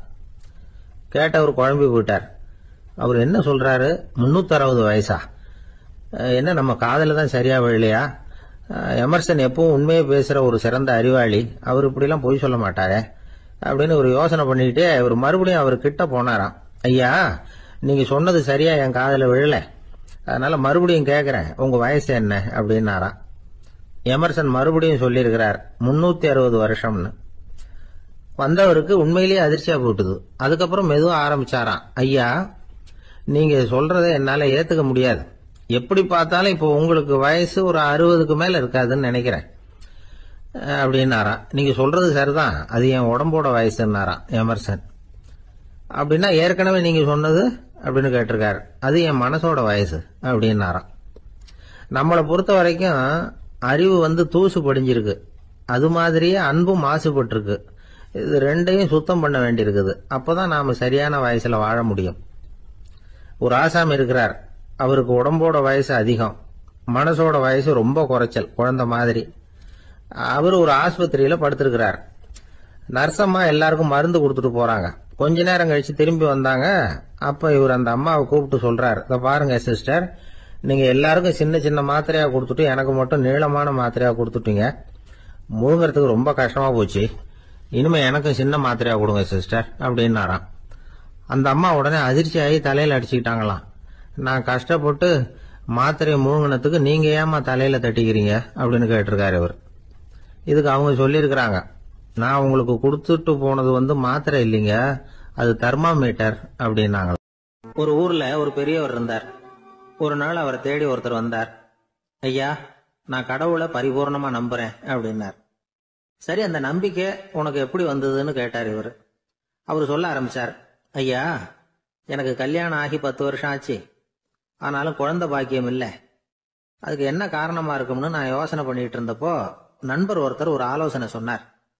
உனக்கு மதப்பற்று இல்ல, எந்த கடவுளையுமே நம்ப மாட்டேங்கிற, அதுதான் காரணம். கடவுளை நம்பு, உனக்கு குழந்தை பாக்கியம் கிடைக்கும் அப்படின்னார். அவர் அப்படி சொன்னாரே தவிர எனக்கு சந்தேகம்தான். இருந்தாலும் அவர் சொன்னபடியும் நடந்துதான் பார்ப்போமே அப்படின்னு முடிவு பண்ணேன். கடவுளை நம்ப ஆரம்பிச்சேன். அந்த வருஷமே அழகான ஆண் குழந்தை பிறந்தது. எல்லாம் இறைவன் அருள் அப்படின்னார். இவர் இப்படி சொன்னதை கேட்டதும் அந்த பெரியவர் சொன்னார், நீ சொல்றதெல்லாம் சரிதான், இருந்தாலும் இந்த காலத்துல எந்த ஒரு காரியமா இருந்தாலும் அதை சோதனை செஞ்சு பார்த்துட்டு தான் ஒரு முடிவுக்கு சேர முடியும். அறிவுபூர்வமான முடிவு அதுவா தான் இருக்கும். அறிவியல் சோதனைகள் அப்படித்தான். ஒரு குறிப்பிட்ட விஷயத்தை பத்தி எத்தனை தடவை சோதனை பண்ணாலும் ஒரே முடிவு தான் கிடைக்கணும். அதுதான் சரியா இருக்கும். அதனால இப்ப மறுபடியும் ஒரு சோதனைன்னார். என்ன செய்யணும் அப்படின்னு கேட்டார் இவர். கடவுள்கிட்ட ஒரு பெண் குழந்தை வேணும்னு கேளு. முதல்ல ஆண் குழந்தைய கொடுத்தது மாதிரியே இப்போ ஒரு பெண் குழந்தையையும் கொடுக்கறாரா பார்க்கலாம் அப்படின்னார். சரின்னு சொல்லி இவர் அதே மாதிரி முயற்சி பண்ணினார். அதுக்கப்புறம் அவரு இந்த பெரியவர்கிட்ட வரவே இல்லை. கொஞ்ச காலம் கழிச்சு இவரே அவரை தேடிட்டு போய் கதவை தட்டினார். அவர் கதவை திறந்தார். என்ன ஆச்சு, கடவுள் கண் திறந்தாரா அப்படின்னு கேட்டார். அவரு, அந்த சமாச்சாரம்லாம் நமக்கு வேணாம் சார். முதல் தடவை அது ஏதோ தற்செயலா ஏற்பட்ட ஒரு சாதகம். இப்ப நீங்க 2வது தடவை சொன்ன பிறகு தினமும் கடவுளை வேண்டிக்கிட்டு தான் இருக்கிறேன், ஒன்னும் நடக்கல அப்படின்னார் ரொம்ப விரக்தியா. ஒரே ஒரு தோல்வியில உங்க நம்பிக்கையெல்லாம் பறந்து போயிடுது பாத்தீங்களா அப்படின்னார் அந்த பெரியவர். எல்லாம் நல்ல விதமா நடக்கிற வரைக்கும் நம்பிக்கை, எதிர்பார்த்தது தோல்வியில முடிஞ்சுட்டுதுன்னா அவநம்பிக்கை. மற்றவர்கள் பேர்ல வைக்கிற நம்பிக்கை எந்த நேரத்திலையும் விவகாரமாகி விடக்கூடிய சாத்தியம் உண்டு. நாம நம்பிக்கை வைக்க வேண்டியது நம்ம கிட்ட தான். நமக்குள்ள இருக்கிறார் கடவுள். எனவே நம்ம பேர்ல நாம வைக்கிற நம்பிக்கை தான் உண்மையான கடவுள் பக்தி. நிபந்தனையற்ற நம்பிக்கையா அது இருக்கணும். எல்லாம் நல்லபடியா நடந்துகிட்டு இருந்தா எந்த முட்டாளுக்கும் நம்பிக்கை வரத்தான் செய்யும் அப்படிங்கிறது ஒரு பெரியவர் கருத்து. தியானத்தின் மூலமா தான் உனக்குள்ள ஆழமா தோண்டுனா உன்னுடைய அடி ஆழத்துல நம்பிக்கை அப்படி ஊற்றெடுக்கும், அதை பார்க்க முடியும் அப்படிங்கிறது பெரியவர்கள் சிந்தனை. ஒரு குழந்தை அப்பாவை பார்த்து என்னப்பா பண்றேன்னு கேட்டுதான். பிரார்த்தனை பண்ணிட்டு இருக்கிறேன்னாராம் அப்பா. பிரார்த்தனை பண்ணுனா என்ன கிடைக்கும் அப்படின்னு கேட்டுதான் குழந்தை. எல்லாம் கிடைக்கும் அப்படின்னாராம் அப்பா. நீ வச்சிருக்கிறிய பேனா அது கூட கிடைக்குமான்னு கேட்டுதான் குழந்தை. கிடைக்குமேன்னு இருக்கார். அப்படின்னா அந்த பேனாவை என்கிட்ட கொடுத்துரு, நீ பிரார்த்தனை பண்ணி வேற பேனா வாங்கிக்கோ அப்படின்னு தான் அந்த குழந்தை. ஒரு பெரிய நினைவு மண்டபம், அதுக்கு முன்னாடி ஒரு அப்பாவும் பிள்ளையும் நின்றுட்டு இருக்கிறாங்க. அந்த வழியா போறவங்க வர்றவங்க எல்லாம் அந்த இடத்துல நின்று அது என்ன மண்டபம் அப்படின்னு விசாரிக்க ஆரம்பிச்சாங்க. அந்த அப்பாவும் பிள்ளையும் தான் வர்றவங்களுக்கெல்லாம் விவரம் சொல்லிட்டு இருக்கிறாங்க.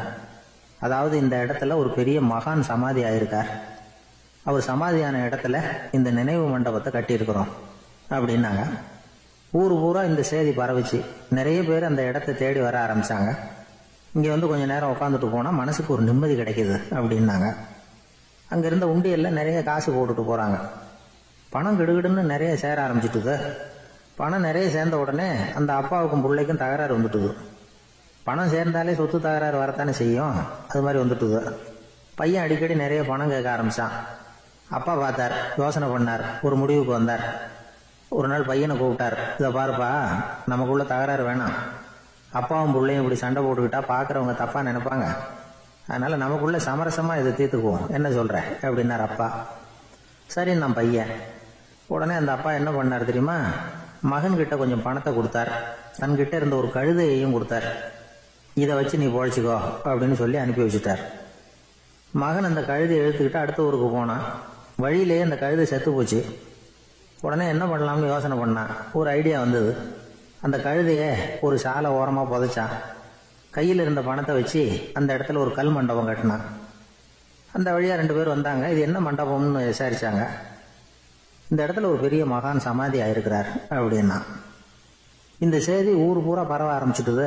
நிறைய பேர் வந்து போக ஆரம்பிச்சாங்க. இங்கே வந்தால் மனசுக்கு ஒரு பெரிய நிம்மதி கிடைக்குது அப்படின்னு வேற சொல்ல ஆரம்பிச்சாங்க. வர வர கூட்டம் அதிகமாக வர ஆரம்பிச்சுட்டுது. உண்டியலில் பணம் நிறைய சேர்ந்துட்டுது. நகையெல்லாம் கூட கழட்டி காணிக்கையாக போட ஆரம்பிச்சுட்டாங்க. அப்பாவை விட மகன் பெரிய ஆளாயிட்டான். இதை கேள்விப்பட்டார் அப்பா. பையனை பார்த்துட்டு வரலாம்னு ஒரு நாள் புறப்பட்டு வந்தார். பையன் ஓஹோன்னு இருக்கிறான். பங்களா, காரு எல்லாம் வந்துட்டுது. எப்படிடா இந்த அளவுக்கு ஆனே அப்படின்னு விசாரிச்சார். அப்பா, எல்லாம் உங்கள் ஆசீர்வாதம் தான்.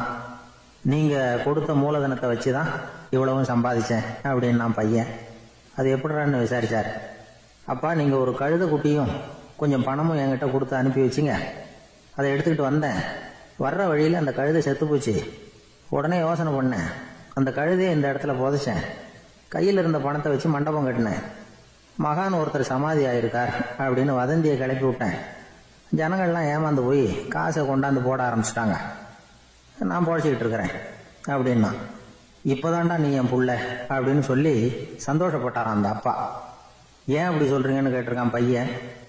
கழுத குட்டியை புதைச்சி மண்டபம் கட்டியிருக்கிற நீ, ஏற்கனவே நம்ம ஊரில் நாம கட்டியிருக்கிறோமே மண்டபம், அது இந்த கழுதையோட அம்மாவை புதைச்ச இடம்.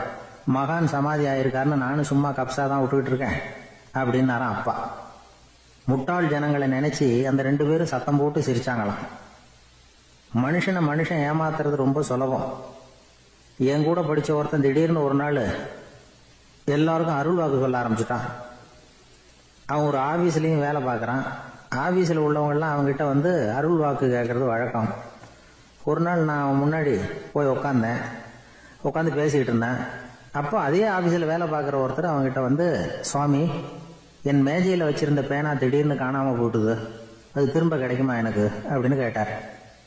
இவன் கண்ணை உருட்டி பார்த்துட்டு, அது உனக்கு கிடைக்காது, புதுசாக வேற ஒன்று வாங்கிக்கப்போ அப்படின்னா. சரின்னு அவர் போயிட்டார். அவர் போனதுக்கு அப்புறம் நான் மெதுவாக இவனை பார்த்து, அது எப்படிடா அது உனக்கு கிடைக்காதுன்னு அவ்வளோ உறுதியாக அவர்கிட்ட சொன்னேன் அப்படின்னு கேட்டேன். இவன் மெதுவாக என் காதுகிட்ட வந்து, அந்த பேனாவை கிளப்புனதே நான் தான் அப்படிங்கிறான். ஒரு ஊர்ல ஒரு ஆள் இருந்தான். தையல் கடை வச்சிருந்தான். அவங்கிட்ட ஒருத்தன் ஒரு சட்டை துணி எடுத்து கொடுத்து தைக்க சொல்லியிருந்தான். வர்ற சனிக்கிழமை வா, வந்து வாங்கிட்டு போ அப்படின்னு அவன் சொல்லியிருந்தான். அதே மாதிரி இவன் வந்தான். அவன் தச்சு வச்சிருந்த சட்டையை கொடுத்தான். இவன் வாங்கி அங்கேயே போட்டு பார்த்தான். கை நீளம் ஒண்ணுக்கு ஒண்ணு வித்தியாசமா இருந்தது. வலது கை இடது பக்கத்தை விட நீளம் குறைச்சலா இருந்தது. அவன் முணுமுணுக்க ஆரம்பிச்சுட்டான். என்ன இது இப்படி தைச்சுட்டியேன்னு. இதுக்கு அவன் சொன்னான், ஐயையோ, இதுக்காகவா சங்கடப்படுறீங்க? வலது கையை மட்டும் கொஞ்சம் உள்ள இழுத்தாப்புல வச்சுக்கிட்டீங்கன்னா சரியா போகுது. மற்றபடி அந்த சட்டையில உள்ள கலை அம்சத்தை கவனிங்க.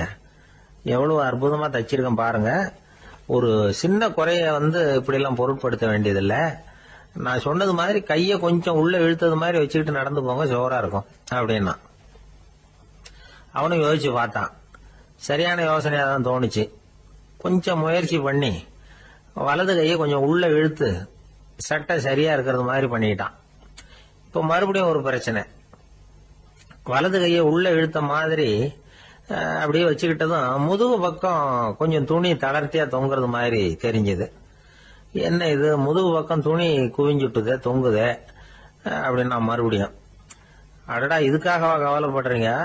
உடம்ப அதுக்கு தகுந்த மாதிரி கொஞ்சம் வளைச்சிக்கிட்டா சரியா போடுது.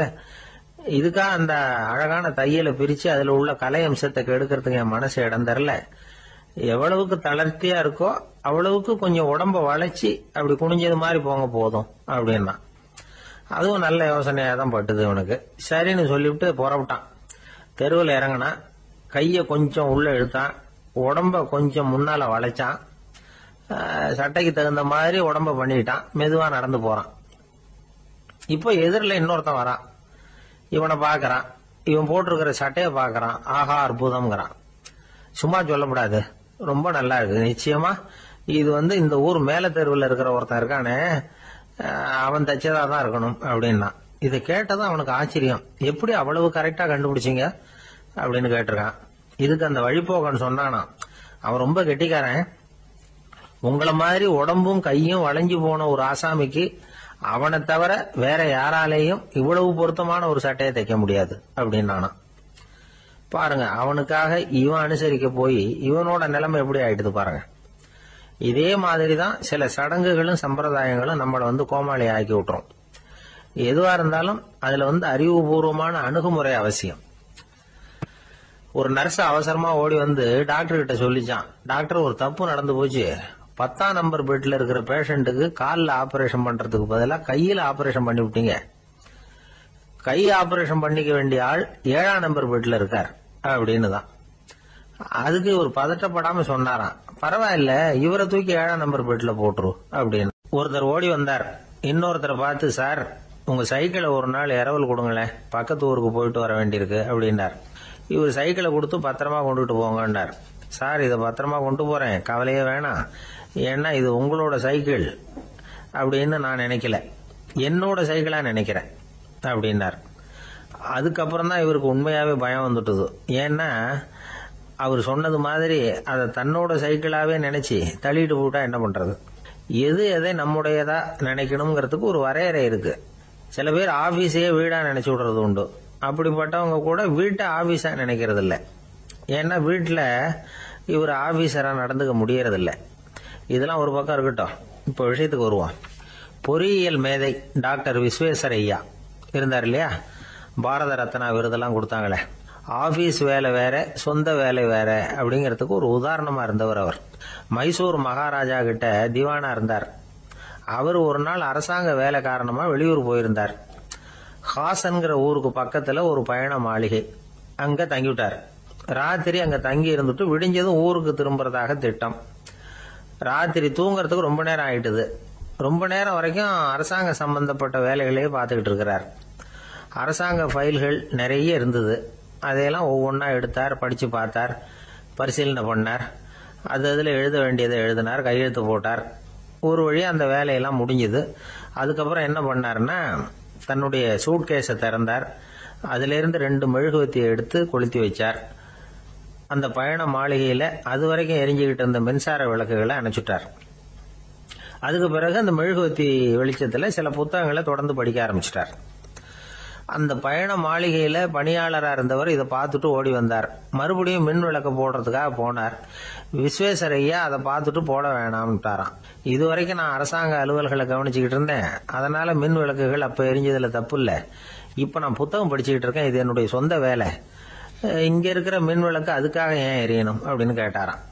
இப்ப இருக்கிற சில அரசு பணியாளர்கள் கிட்ட இந்த சம்பவத்தை பேச்சோட பேச்சா சொல்லி பார்த்தேன். அவங்களால இதை ஜீரணிக்கவே முடியல. நேர்மை தேவைதான் சார், அதுக்காக அவ்வளவு தூரத்துக்கு அது தேவையா அப்படிங்கிறாங்க. விஸ்வேஸ்வரய்யா அப்படி பண்ணினது தான் ஒரு நேர்மையாளர் அப்படின்னு இந்த உலகத்துக்கு நிரூபிக்கணுங்கிறதுக்காக இல்லை. தான் அப்படி நடந்து காட்டினா தன்னை சுத்தி இருக்கிறவங்களும் அதை கேள்விப்படுறவங்களும் முடிஞ்ச அளவுக்கு பொது வாழ்க்கையில அரசு பணியில நேர்மையை கடைபிடிக்க முயற்சி பண்ணலாமே அப்படிங்கிறதுக்காகத்தான்.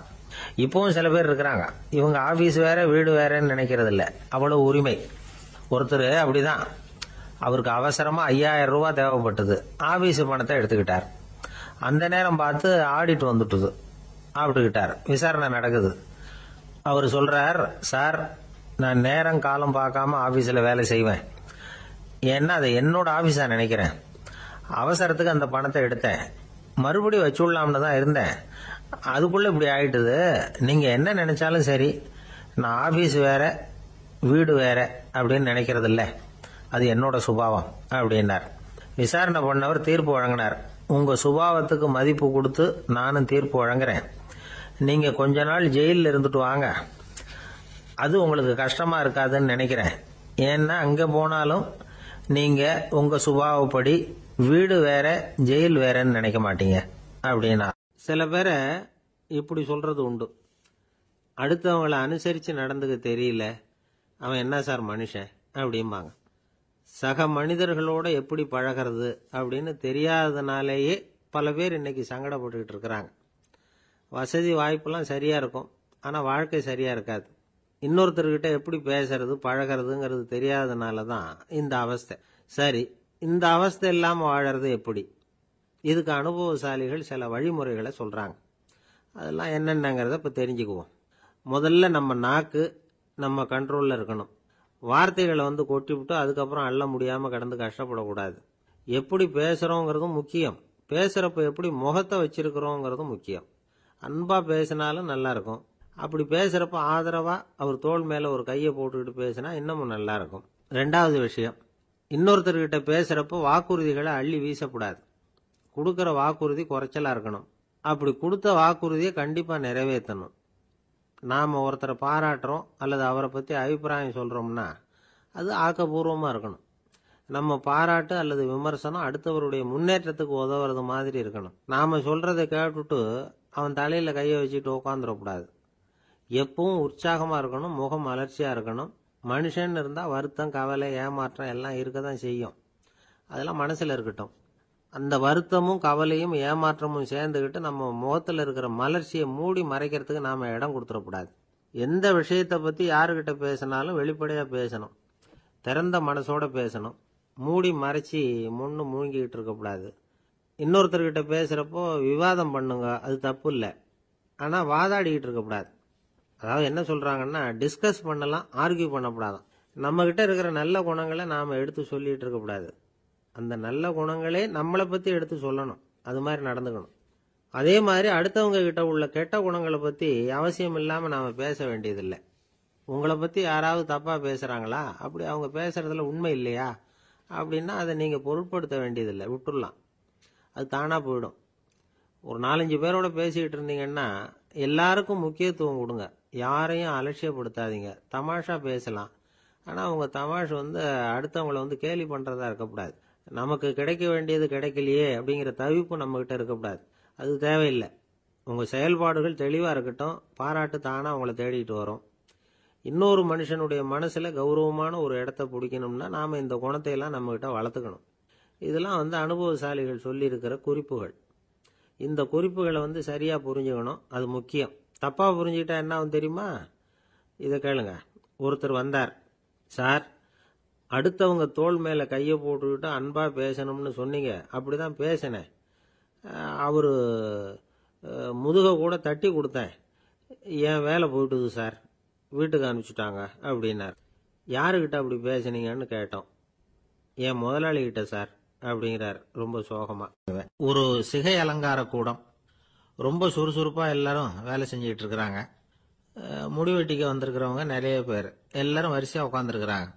அந்த சமயத்தில் திடீர்னு கதவை திறந்துக்கிட்டு ஒருத்தர் உள்ள வர்றார். அவர் ஒரு பெரிய மனிதர், அவரும் முடிவெட்டிக்கிறதுக்காக தான் உள்ள வந்திருக்கிறார். அவரை பார்த்த உடனே அங்கே வரிசையில் உட்காந்துருந்தவங்க எல்லாரும் எழுந்திரிச்சு அவர்கிட்ட வந்துட்டாங்க. அவரை சுற்றி நின்றுட்டாங்க. எப்படி இருக்கிறீங்க, நல்லா இருக்கீங்களா அப்படின்னு விசாரிக்க ஆரம்பிச்சுட்டாங்க. எல்லாம் முடிஞ்சதும் வந்தவர் கேட்டார், வரிசையில் கடைசியாக இருக்கிறவர் யார் அப்படின்னு கேட்டார். ஏன்னு கேட்டாங்க. நான் அதுக்கு அடுத்தபடியாக உட்காரணும், அதுக்காக தான் கேட்குறேன் அப்படின்னார். உடனே அங்கே இருந்தவங்கெல்லாம் என்ன சொன்னாங்க தெரியுமா? நீங்கள் வரிசையில் காத்திருக்கக்கூடாது, நீங்கள் அரசாங்கத்தின் தலைவர், உங்களுக்கு நேரம் முக்கியம், அதனால் நீங்கள் முன்னாடி போங்க அப்படின்னு சொன்னாங்க. ஆனால் அதை அவர் கேட்கல. தோழர்களே, உங்களுடைய கருத்துக்கு ரொம்ப நன்றி. எல்லாரும் வரிசையாக தான் வரணும், அதுதான் முறை. வரிசையில் வரணுங்கிற நடைமுறையை நானும் பின்பற்ற விரும்புகிறேன். நாம் எல்லாரும் சமமானவர்கள் அப்படின்னார். இப்படி சொல்லிவிட்டு வரிசையில் கடைசியாக இருந்த ஒரு நாற்காலியில் போய் உட்காந்துக்கிட்டார். தன் சட்டை பையில் இருந்த ஒரு செய்தித்தாளை எடுத்தார், படிக்க ஆரம்பிச்சிட்டார்.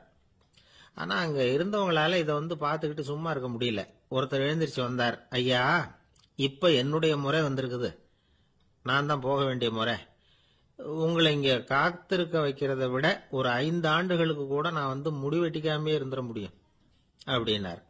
அவர் மறுபடியும் சொன்னார், ஐயா, நீங்கள் வரிசை முறையை தாண்டி போக விருப்பப்படல, சரி, ஆனால் என்னுடைய முறையை மாற்றி கொடுக்கறதுக்கு எனக்கு முழு உரிமை இருக்குது. இதுக்கு பதிலாக உங்களுடைய கடைசி இடத்த நான் எடுத்துக்கிறேன், இதை நீங்கள் மறுக்க முடியாதுன்னார். அங்கே இருந்த மற்றவங்களும் இதை ஒரு மனசாக வற்புறுத்த ஆரம்பிச்சிட்டாங்க. அந்த பெரிய மனிதர் பார்த்தார், சரின்னு கடைசியா ஒத்துக்கிட்டார். அவர் யார் தெரியுமா? அவர் தான் மாவீரர் லெனின். ரஷ்யாவில் கிரெம்ளின் சிகை அலங்கார கூடத்துல தான் இது நடந்தது. எல்லாரும் இந்நாட்டு மன்னர்கள்னு வாயளவுல பேசுறதுல என்ன பிரயோஜனம்? நாம எல்லாரும் சமம்ங்கிறத நடைமுறையில கடைபிடிச்சு காட்டினவங்க கொஞ்சம் பேர் தான். அவங்கள ஒருத்தர் தான் லெனின். வரிசையில் நின்று வர்றதுங்கிறது ஒரு சிறந்த பண்பு, உயர்ந்த பண்பு. இன்னைக்கு பல இடங்கள்ல அது நமக்கு தேவைப்படுது. ஒரு ரேஷன் கடைவாசல், கடை திறக்கிறதுக்கு முன்னாடியே எல்லாரும் வந்து வரிசையில் நின்றுட்டாங்க. கடைசியா வந்த ஒருத்தர் கியூவில் முன்னாடி போறதுக்கு முயற்சி பண்றார். ஏற்கனவே நின்றுட்டு இருக்கிறவங்க அவரை முன்னாடி போறதுக்கு விட மாட்டேங்கிறாங்க. கடைசியா போய் நில்லையா அப்படின்னு எல்லாரும் கத்துறாங்க. அது அவர் காதுல வாங்கல. முண்டி அடிச்சுக்கிட்டு முன்னாடி போறதுக்கே முயற்சி பண்ணிட்டு இருக்கிறார். எல்லாரும் சேர்ந்து அவரை வலுக்கட்டாயமா இழுத்து கொண்டாந்து பின்னாடி கொண்டு போய் நிறுத்திவிட்டாங்க. நிறுத்திவிட்டு சொன்னாங்க, இதை பாருப்பா, நாங்க இருக்கிற வரைக்கும் நீங்க முன்னாடி போய் எதையும் வாங்க முடியாது, தெரிஞ்சுக்கோ அப்படின்னாங்க. இப்போ அந்த ஆள் சொன்னாராம், நான் இங்க பின்னாடி நிக்கிற வரைக்கும் நீங்களும் எதுவும் வாங்க முடியாது அப்படின்னாராம். ஏன்னு கேட்டிருக்கிறாங்க. நான் தான் அந்த கடையை திறக்க வேண்டிய ஆள் அப்படின்னா. அங்க நபிகள் நாயகம் உட்கார்ந்துருக்கிறார். அந்த சமயம் அம்மா அங்க வர்றாங்க. அவங்க கையில திராட்சை பழ கொத்து, அதை கொண்டுகிட்டு வந்து நபிகள் கிட்ட கொடுக்குறாங்க. சாப்பிடுங்க அப்படின்னு சொல்லி ரொம்ப அன்பா வேண்டிக்கிறாங்க. நபிகள் நாயகமும் ரொம்ப பிரியமா அதை வாங்கிட்டார். அதுக்கப்புறம் அதை சாப்பிட ஆரம்பிச்சார். நபிகள் நாயகம் மதீனாவில் தங்கியிருந்தப்போ இது மாதிரி நிறைய பேர் பழங்களையும் தின்பண்டங்களையும் கொண்டுட்டு வந்து கொடுக்கறது வழக்கம். நபிகள் நாயகம் என்ன பண்ணுவார்னா அதையெல்லாம் வாங்குவார். உடனே பக்கத்தில் இருக்கிற தோழர்கள் எல்லாருக்கும் பகிர்ந்து கொடுப்பார், தானும் சாப்பிடுவார். இதுதான் எப்போதும் வழக்கம். ஆனா இந்த தடவை என்னாச்சு தெரியுமா? அவர் அப்படி பண்ணல. ஒவ்வொரு பழமா எடுத்து தானே சாப்பிட்டுக்கிட்டு இருக்கிறார். அவர் விருப்பமா சாப்பிடுகிற காட்சியை ஆசை தீர பார்த்துக்கிட்டு இருந்தாங்க அந்த வயசான அம்மா, அந்த பழத்தை கொடுத்தவங்க. அவங்களுக்கு ரொம்ப மகிழ்ச்சியா இருந்தது, மன நிறைவா இருந்தது. நாம ஆசையா கொண்டுகிட்டு வந்து கொடுக்குற பழத்தை நபிகள் நாயகம் இவ்வளவு பிரியமா சாப்பிடுறாரே அப்படின்னு நினைச்சு ரொம்ப சந்தோஷப்பட்டாங்க. அதுக்கப்புறம் அங்கிருந்து அவங்க புறப்பட்டு போயிட்டாங்க. அந்த அம்மா போனதுக்கு அப்புறம் பக்கத்துல இருந்த தோழர்கள் பேச ஆரம்பிச்சாங்க. ஏன்னா அவங்களுக்கு சந்தேகம், இன்னைக்கு வித்தியாசமா நடந்துகிட்டாரே அப்படின்னு.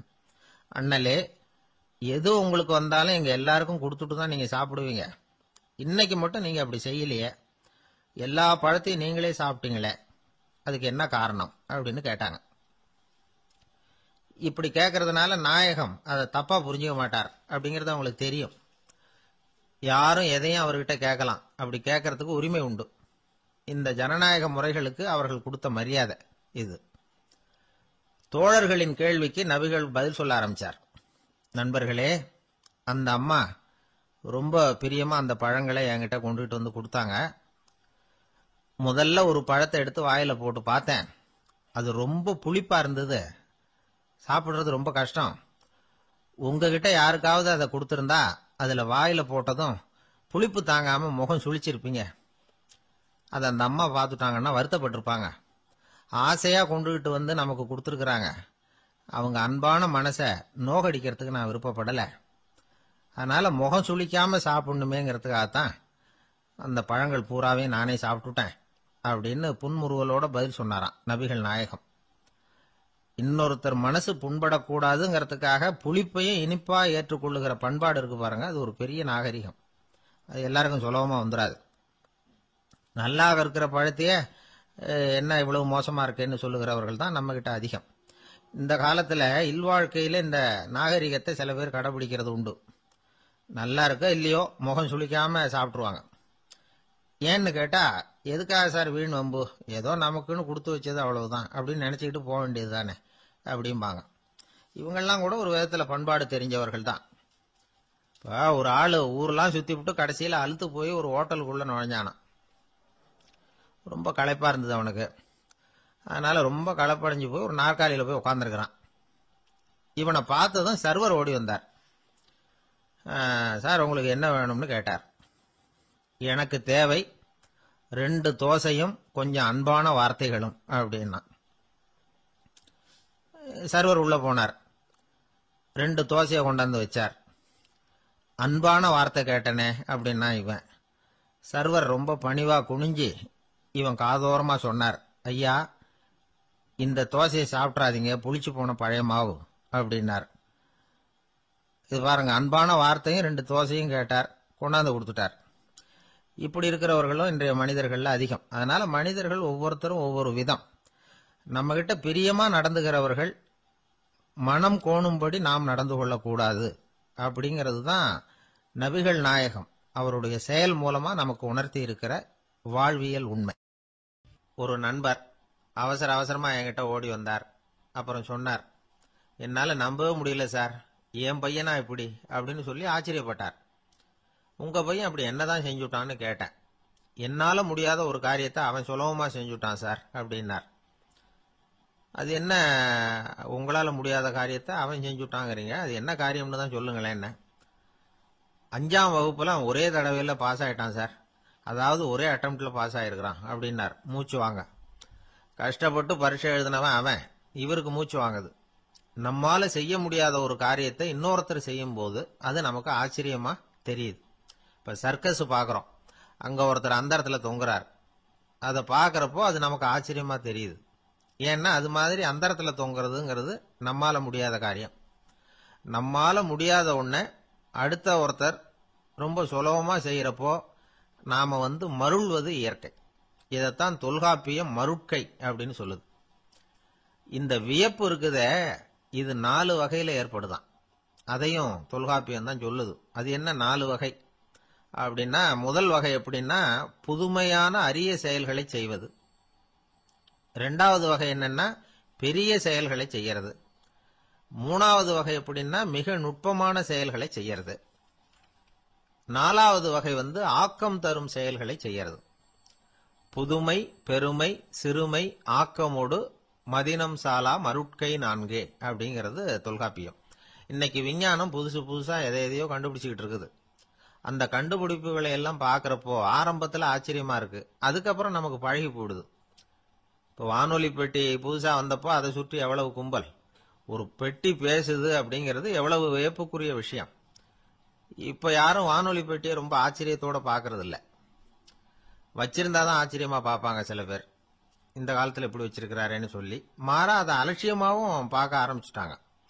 மதினம் சாலா மருட்கை அப்படின்னு ஒரு சொற்றொடர் வருது பாருங்க, அதுல கருத்தாழம் உண்டு. எதை பத்தியும் போதுமான அளவு புரிஞ்சிக்காதப்போ ஒருத்தர் ஆச்சரியப்படுறார். புரிஞ்சுகிட்டதுக்கு அப்புறம் ஆச்சரியம் மறைஞ்சு போடுது.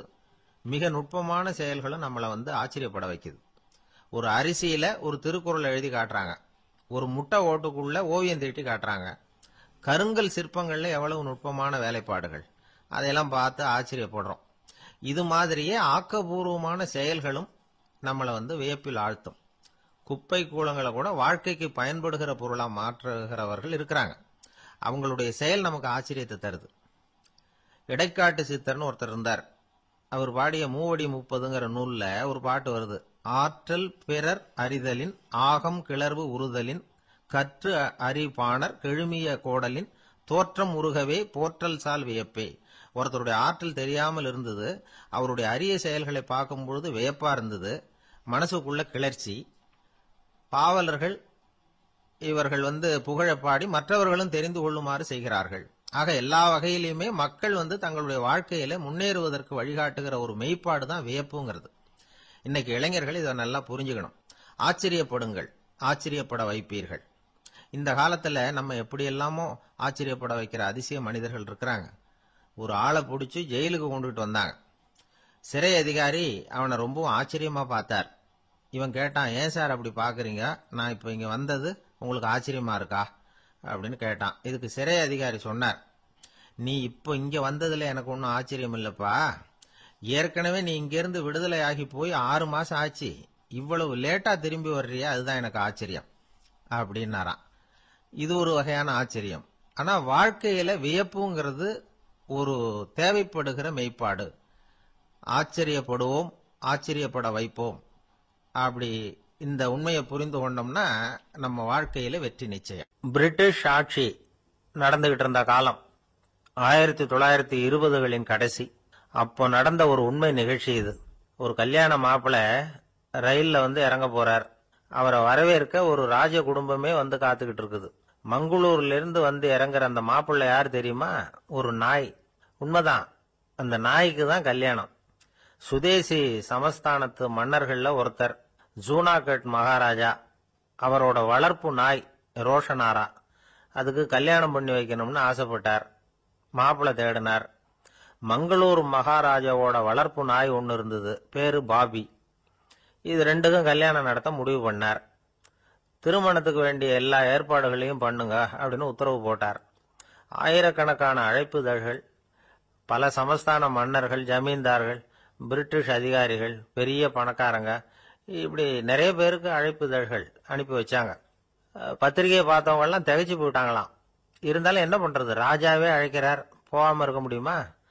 அந்த சமயத்துல நாட்டின் கவர்னர் ஜெனரலா இருந்தவர் இர்வின் பிரபு, அவருக்கும் ஒரு பத்திரிகை போயிருக்குது. வாங்கி பார்த்ததும் அவருக்கு பயங்கர எரிச்சல். உடனே குப்பை தொட்டியில போட்டுட்டாராம். மாட்சிமை தங்கிய பிரிட்டன் சக்கரவர்த்தியின் பிரதிநிதியான தன்னை கேவலம் ஒரு நாயின் திருமணத்துக்காக அழைக்கிறதா அப்படின்னு அவருக்கு ஆத்திரம்.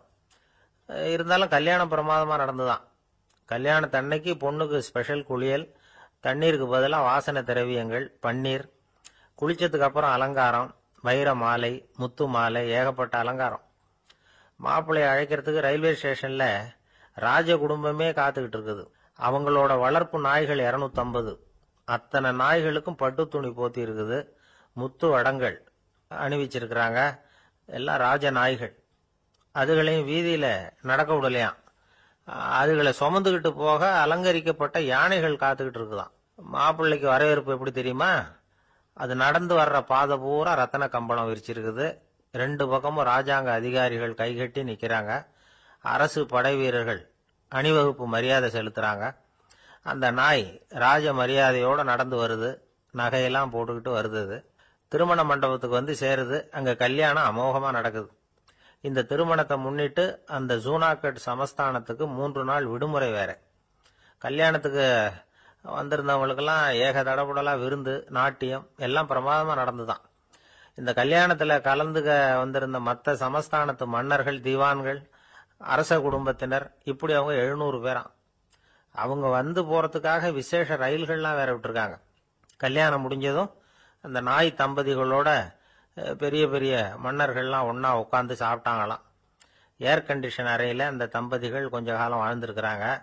கொஞ்ச நாள்ல மாப்பிள்ளைக்கு மரியாதை குறைய ஆரம்பிச்சுட்டுது. வெளியில துரத்தி விட்டாங்களாம். அந்த பெண் நாய் மட்டும் ராஜ போகங்களை அனுபவிச்சு வந்துதான். இந்த கல்யாணத்தை பார்த்துட்டு தொடர்ந்து மற்ற சமஸ்தானத்து மன்னர்களும் நாய் திருமணங்கள் நடத்த ஆரம்பிச்சுட்டாங்களாம். இது உண்மையில நடந்திருக்குது. இப்படி அது இருக்கட்டும். இப்ப நம்ம கதைக்கு வருவோம். ஒரு ராஜாவுக்கு ரொம்ப நாள் கழிச்சு ஒரு குழந்தை பிறந்துதான். அரண்மனை ஜோசியரை கூப்பிட்டு இருக்கார் ராஜா. ஜோசியரே, என் மகன் வருங்காலத்துல சிறந்த வாழ் வீரனா வரணும்னு ஆசைப்படுறேன். வருவானாங்கிறத கொஞ்சம் பார்த்து சொல்லுங்களேன் அப்படின்னாராம். ஜோசியர் சொன்னார், மன்னா, உங்க புள்ள வாழ் வீரனா வர்றது கஷ்டம்.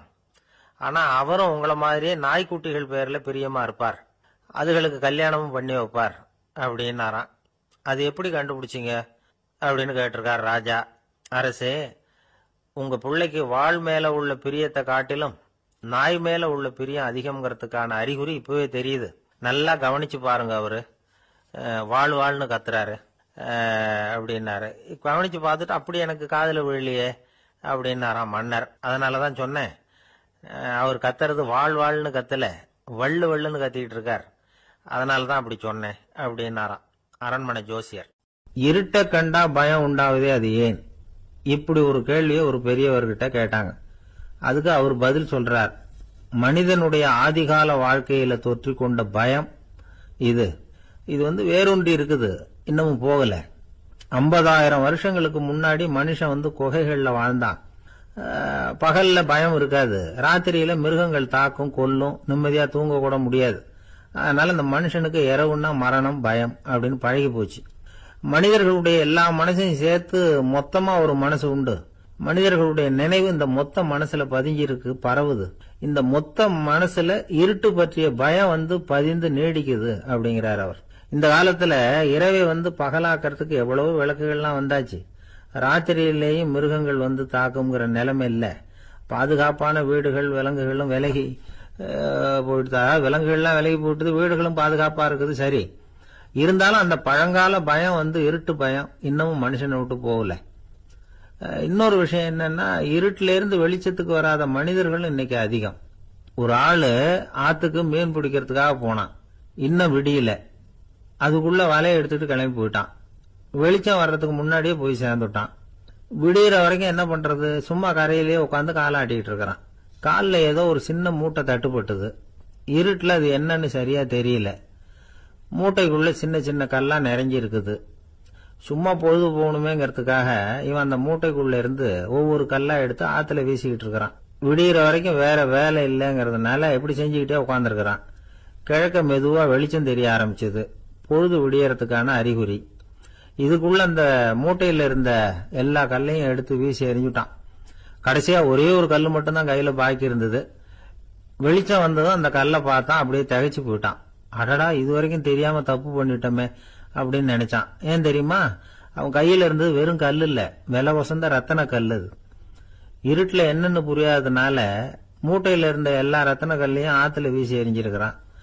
இப்போ அவனுக்கு அழுகையே வந்துரும் போல இருந்தது. வாழ்க்கையை வசதி ஆக்கிக்கிறதுக்கான வாய்ப்பு அவனுக்கு இருந்தது. இருந்தாலும் இருட்டுல அதை இழந்துட்டான். அந்த வகையில அவனுக்கு கொஞ்சம் அதிர்ஷ்டம் இருந்திருக்குது. அதாவது ஏதோ ஒரு வகையில இருந்திருக்குது. அதனாலதான் அந்த கடைசி கல்ல எரியறதுக்குள்ள வெளிச்சம் வந்துட்டுது. பல பேருக்கு அந்த அளவு கூட அதிர்ஷ்டம் வர்றதில்ல. எல்லாத்தையும் வீசினதுக்கு அப்புறம் தான் வெளிச்சம் வரும். என்னன்னு விவரம் தெரியாமலே எழுந்திரிச்சு வந்துருவாங்க. வாழ்க்கைங்கிறது ஒரு பெரிய புதையல். அதை புரிஞ்சிக்காம மனுஷன் அதை வீசி எரிஞ்சுக்கிட்டு இருக்கான் அப்படிங்கிறது தான் பெரியவங்க கருத்து.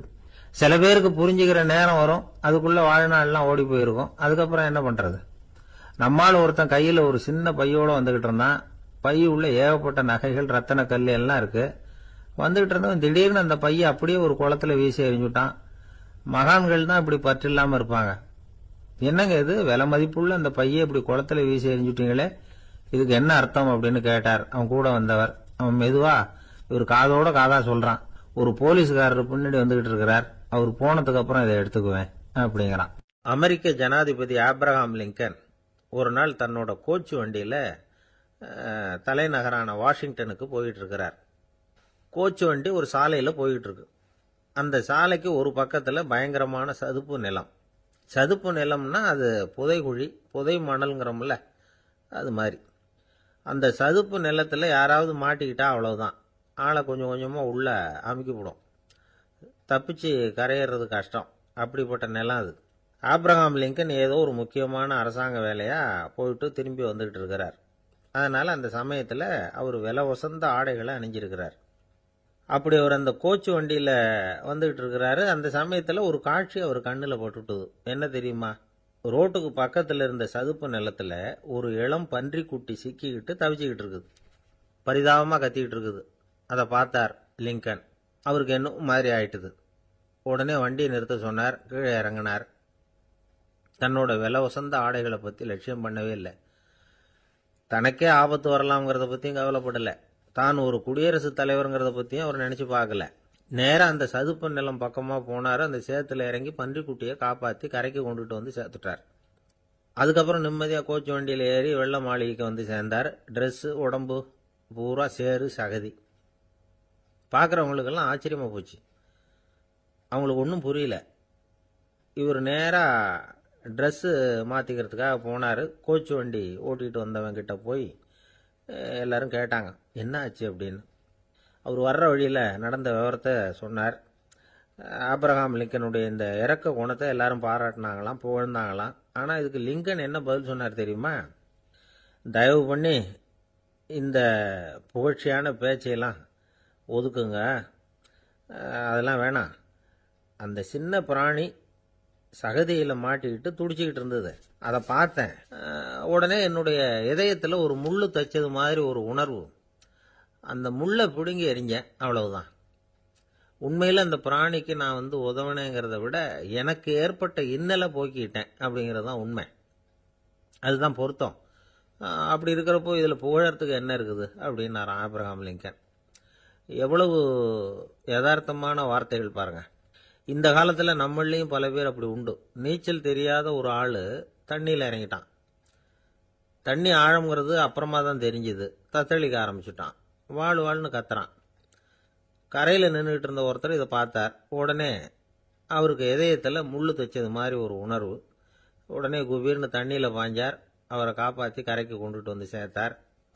இதை பார்த்துக்கிட்டு இருந்த இன்னொருத்தர் காப்பாற்றின அந்த ஆளை பாராட்டி புகழ்ந்தார். என்ன புகழாதீங்க சார் அப்படின்னார் அவர். ஏன்னு கேட்டார் இவர். நான் அந்த ஆளை ஏன் காப்பாற்றினேன் தெரியுமா? அவன் நேற்றுக்கு என்கிட்ட 300 ரூபா கடன் வாங்கியிருக்கிறான். இவன் தண்ணியில் போட்டான்னா நான் கொடுத்த கடனும் தண்ணியில் போடும். அதனால தான் விழுந்து காப்பாற்றினேன் அப்படின்னா அந்த ஆள். ஒரு காடு.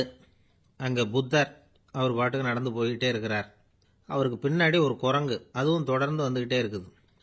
புத்தர் திரும்பி பார்த்தார். குரங்கு அப்படியே குதிச்சு உயர எழும்பி ஒரு கிளையில் போய் உக்காந்துது. ஏன் இப்படி பண்ணுறேன்னு கேட்டார் புத்தர்.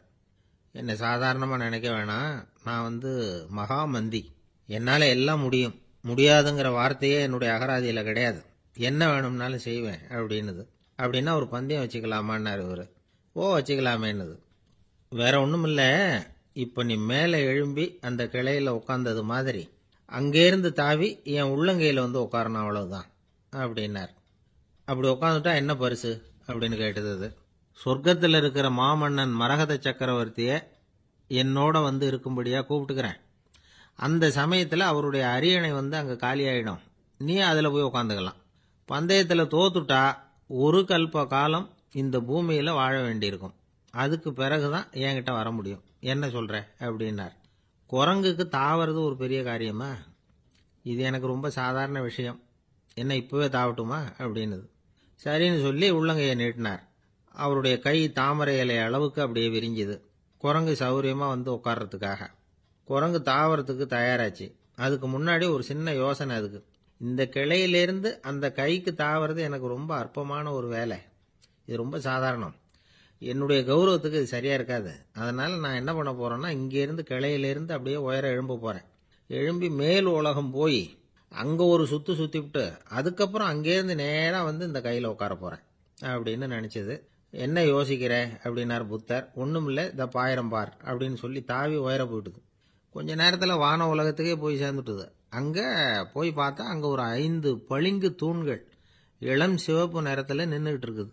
குரங்கு நினைச்சுக்கிட்டது, புத்தர்கிட்ட போய் இந்த பளிங்கு தூண்களை பார்த்தோம்னு சொன்னா அப்படியே திகைச்சு போயிடுவார், இந்த தூண்ல ஏதாவது அடையாளம் செஞ்சுட்டு போகணும் அப்படின்னு அந்த இடத்துல மிதந்துகிட்டே நினைச்சுது. உடனே ஒரு தூணில் எழுதிச்சு. என்ன எழுதிச்சுன்னா, ஒரு மகா ஞானி இங்க வந்துட்டு போறார் அப்படின்னு எழுதிச்சு. எழுதிவிட்டு அப்படியே கீழே தாவி புத்தரோட உள்ளங்கையில் உட்காந்துது. எப்படி பார்த்தீங்களா என்னுடைய வேலை? வான உலகத்துக்கே போய் அங்கே இருக்கிற 5 பளிங்கு தூண்களை பார்த்துட்டு அதில் நான் வந்த விவரத்தை எழுதி வச்சுட்டு அதுக்கப்புறம் இங்கே வந்திருக்கிறேன் அப்படின்னுது ரொம்ப பெருமையா. அப்படியா அப்படின்னார் புத்தர். ஆமாம், சந்தேகமாக இருந்தால் வாங்க அழைச்சிட்டு போய் காட்டுறேன் அப்படின்னுது அந்த குரங்கு. அதுக்கு தேவையில்லை, அப்படியே கொஞ்சம் கீழே குனிஞ்சு பார் தெரியும் அப்படின்னார் புத்தர். அங்கே பார்த்தா புத்தரோட உள்ளங்கை தெரிஞ்சுது. நல்லா உத்து பார்த்துது. அவரோட ஒரு விரல்ல அது எழுதிய வாசகம் தெரிஞ்சுது. குரங்கு யோசனை பண்ணிச்சு, அப்படின்னா வானத்தில் நான் பார்த்தது புத்தரோட விரல்களா அப்படின்னு யோசிச்சுது. இதை புரிஞ்சுக்கிட்ட உடனே அந்த குரங்கோட கர்வம் அழிஞ்சு போச்சான். நம்ம மனசு தான் இந்த குரங்கு. மனம்ங்கிறதும் ஆணவம்ங்கிறதும் ஒரு நாணயத்தின் 2 பக்கங்கள். மனம் உள்ளவரை ஆணவமும் இருக்கும். மனம் அழிஞ்சாதான் ஆணவம் அழியும். மனம் அழிய வேண்டும் அப்படின்னு பெரியவங்க சொல்றது இந்த அர்த்தத்தில் தான். நம்ம ஆளுங்க சவால் விடுறதெல்லாம் வேற மாதிரி. ஒருத்தன் ஒரு வாய்க்காலை தாண்டுறேன்னு பந்தயம் கட்டி தாண்ட முடியாம வாய்க்காலில் விழுந்து காலை உடச்சிக்கிட்டு கட்டு போட்டுக்கிட்டு வந்தான். ஏண்டா அப்படின்னு கேட்டாங்க. நான் பந்தயம் கட்டின நேரம் சரியில்லை அப்படின்னா. எப்படிறான்னு கேட்டிருக்காங்க. வாய்க்காலில் தண்ணி இருக்கிற நேரமா பார்த்து பந்தயம் கட்டியிருக்கணும் அப்படின்னானா. அந்த ஆள் என்ன கண்ணா புண்ணான்னு திட்டிவிட்டான் சார், அதை நினைச்சா எனக்கு ரொம்ப வருத்தமா இருக்கு அப்படின்னு சொல்லி கவலைப்பட்டார் ஒருத்தர். இதுல கவலைப்படுறதுக்கு என்ன இருக்குது அப்படின்னார் ஒரு பெரியவர். அவர் ஒரு மகான்.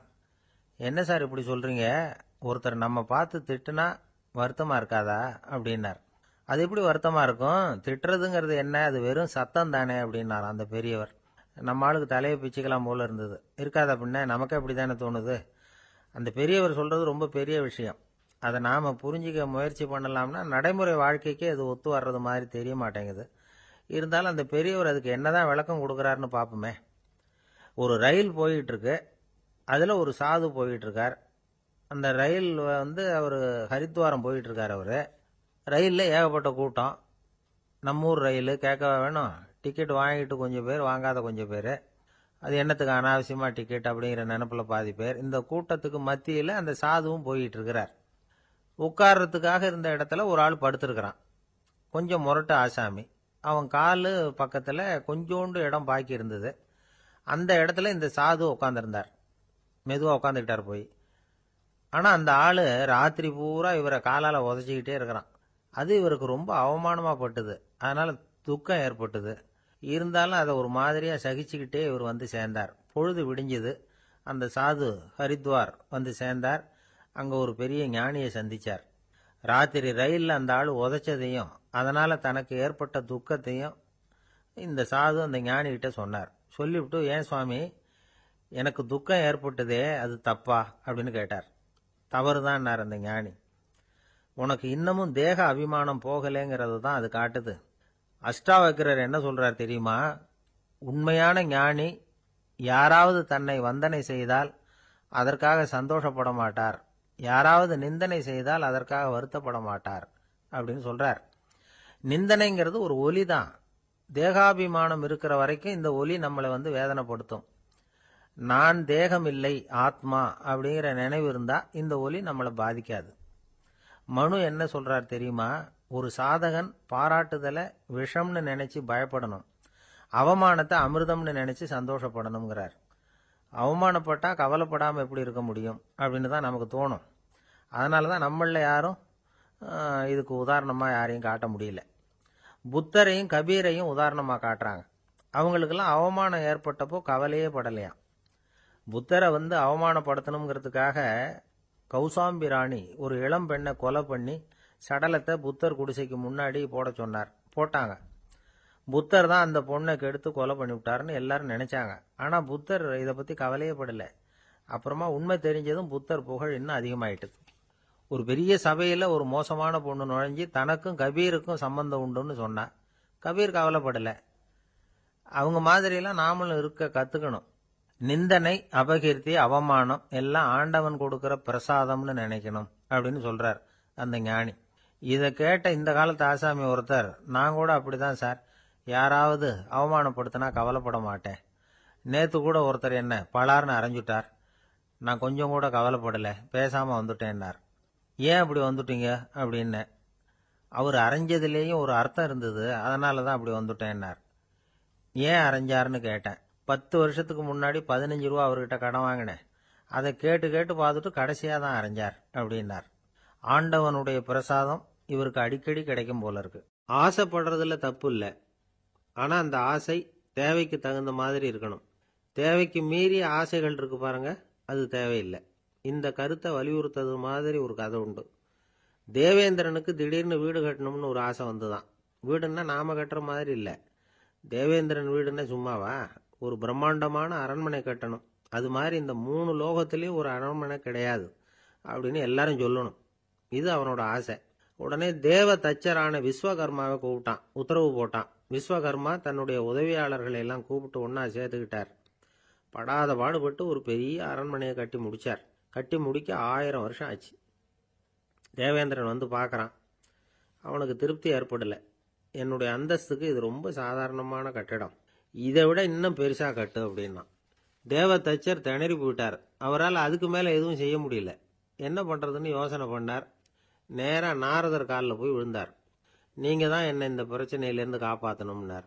நாரதர் யோசனை பண்ணார். சரி, கவலைப்படாதேன்னார். நேரா இந்திரன் கிட்ட போனார். இந்திரன் நாரதரை பார்த்த உடனே வாங்கன்னு கூட்டிட்டு போய் அரண்மனையை காட்டினான். இது மாதிரி ஒரு அரண்மனையை நீங்க வேற எங்கேயாவது பார்த்துருக்குறீங்களா அப்படின்னு ரொம்ப பெருமையா கேட்டான். நான் பார்த்ததில்லை, ஆனா என்னை விட வயசுல மூத்தவர் மகரிஷி லோமேசர், அவர் ஒரு வேளை பார்த்துருக்கிறாரா என்னமோ அப்படின்னார். உடனே அவரை மனசுல நினைச்சு தியானம் பண்ணினார். அடுத்த கணம் லோமேசர் அங்க வந்தார்.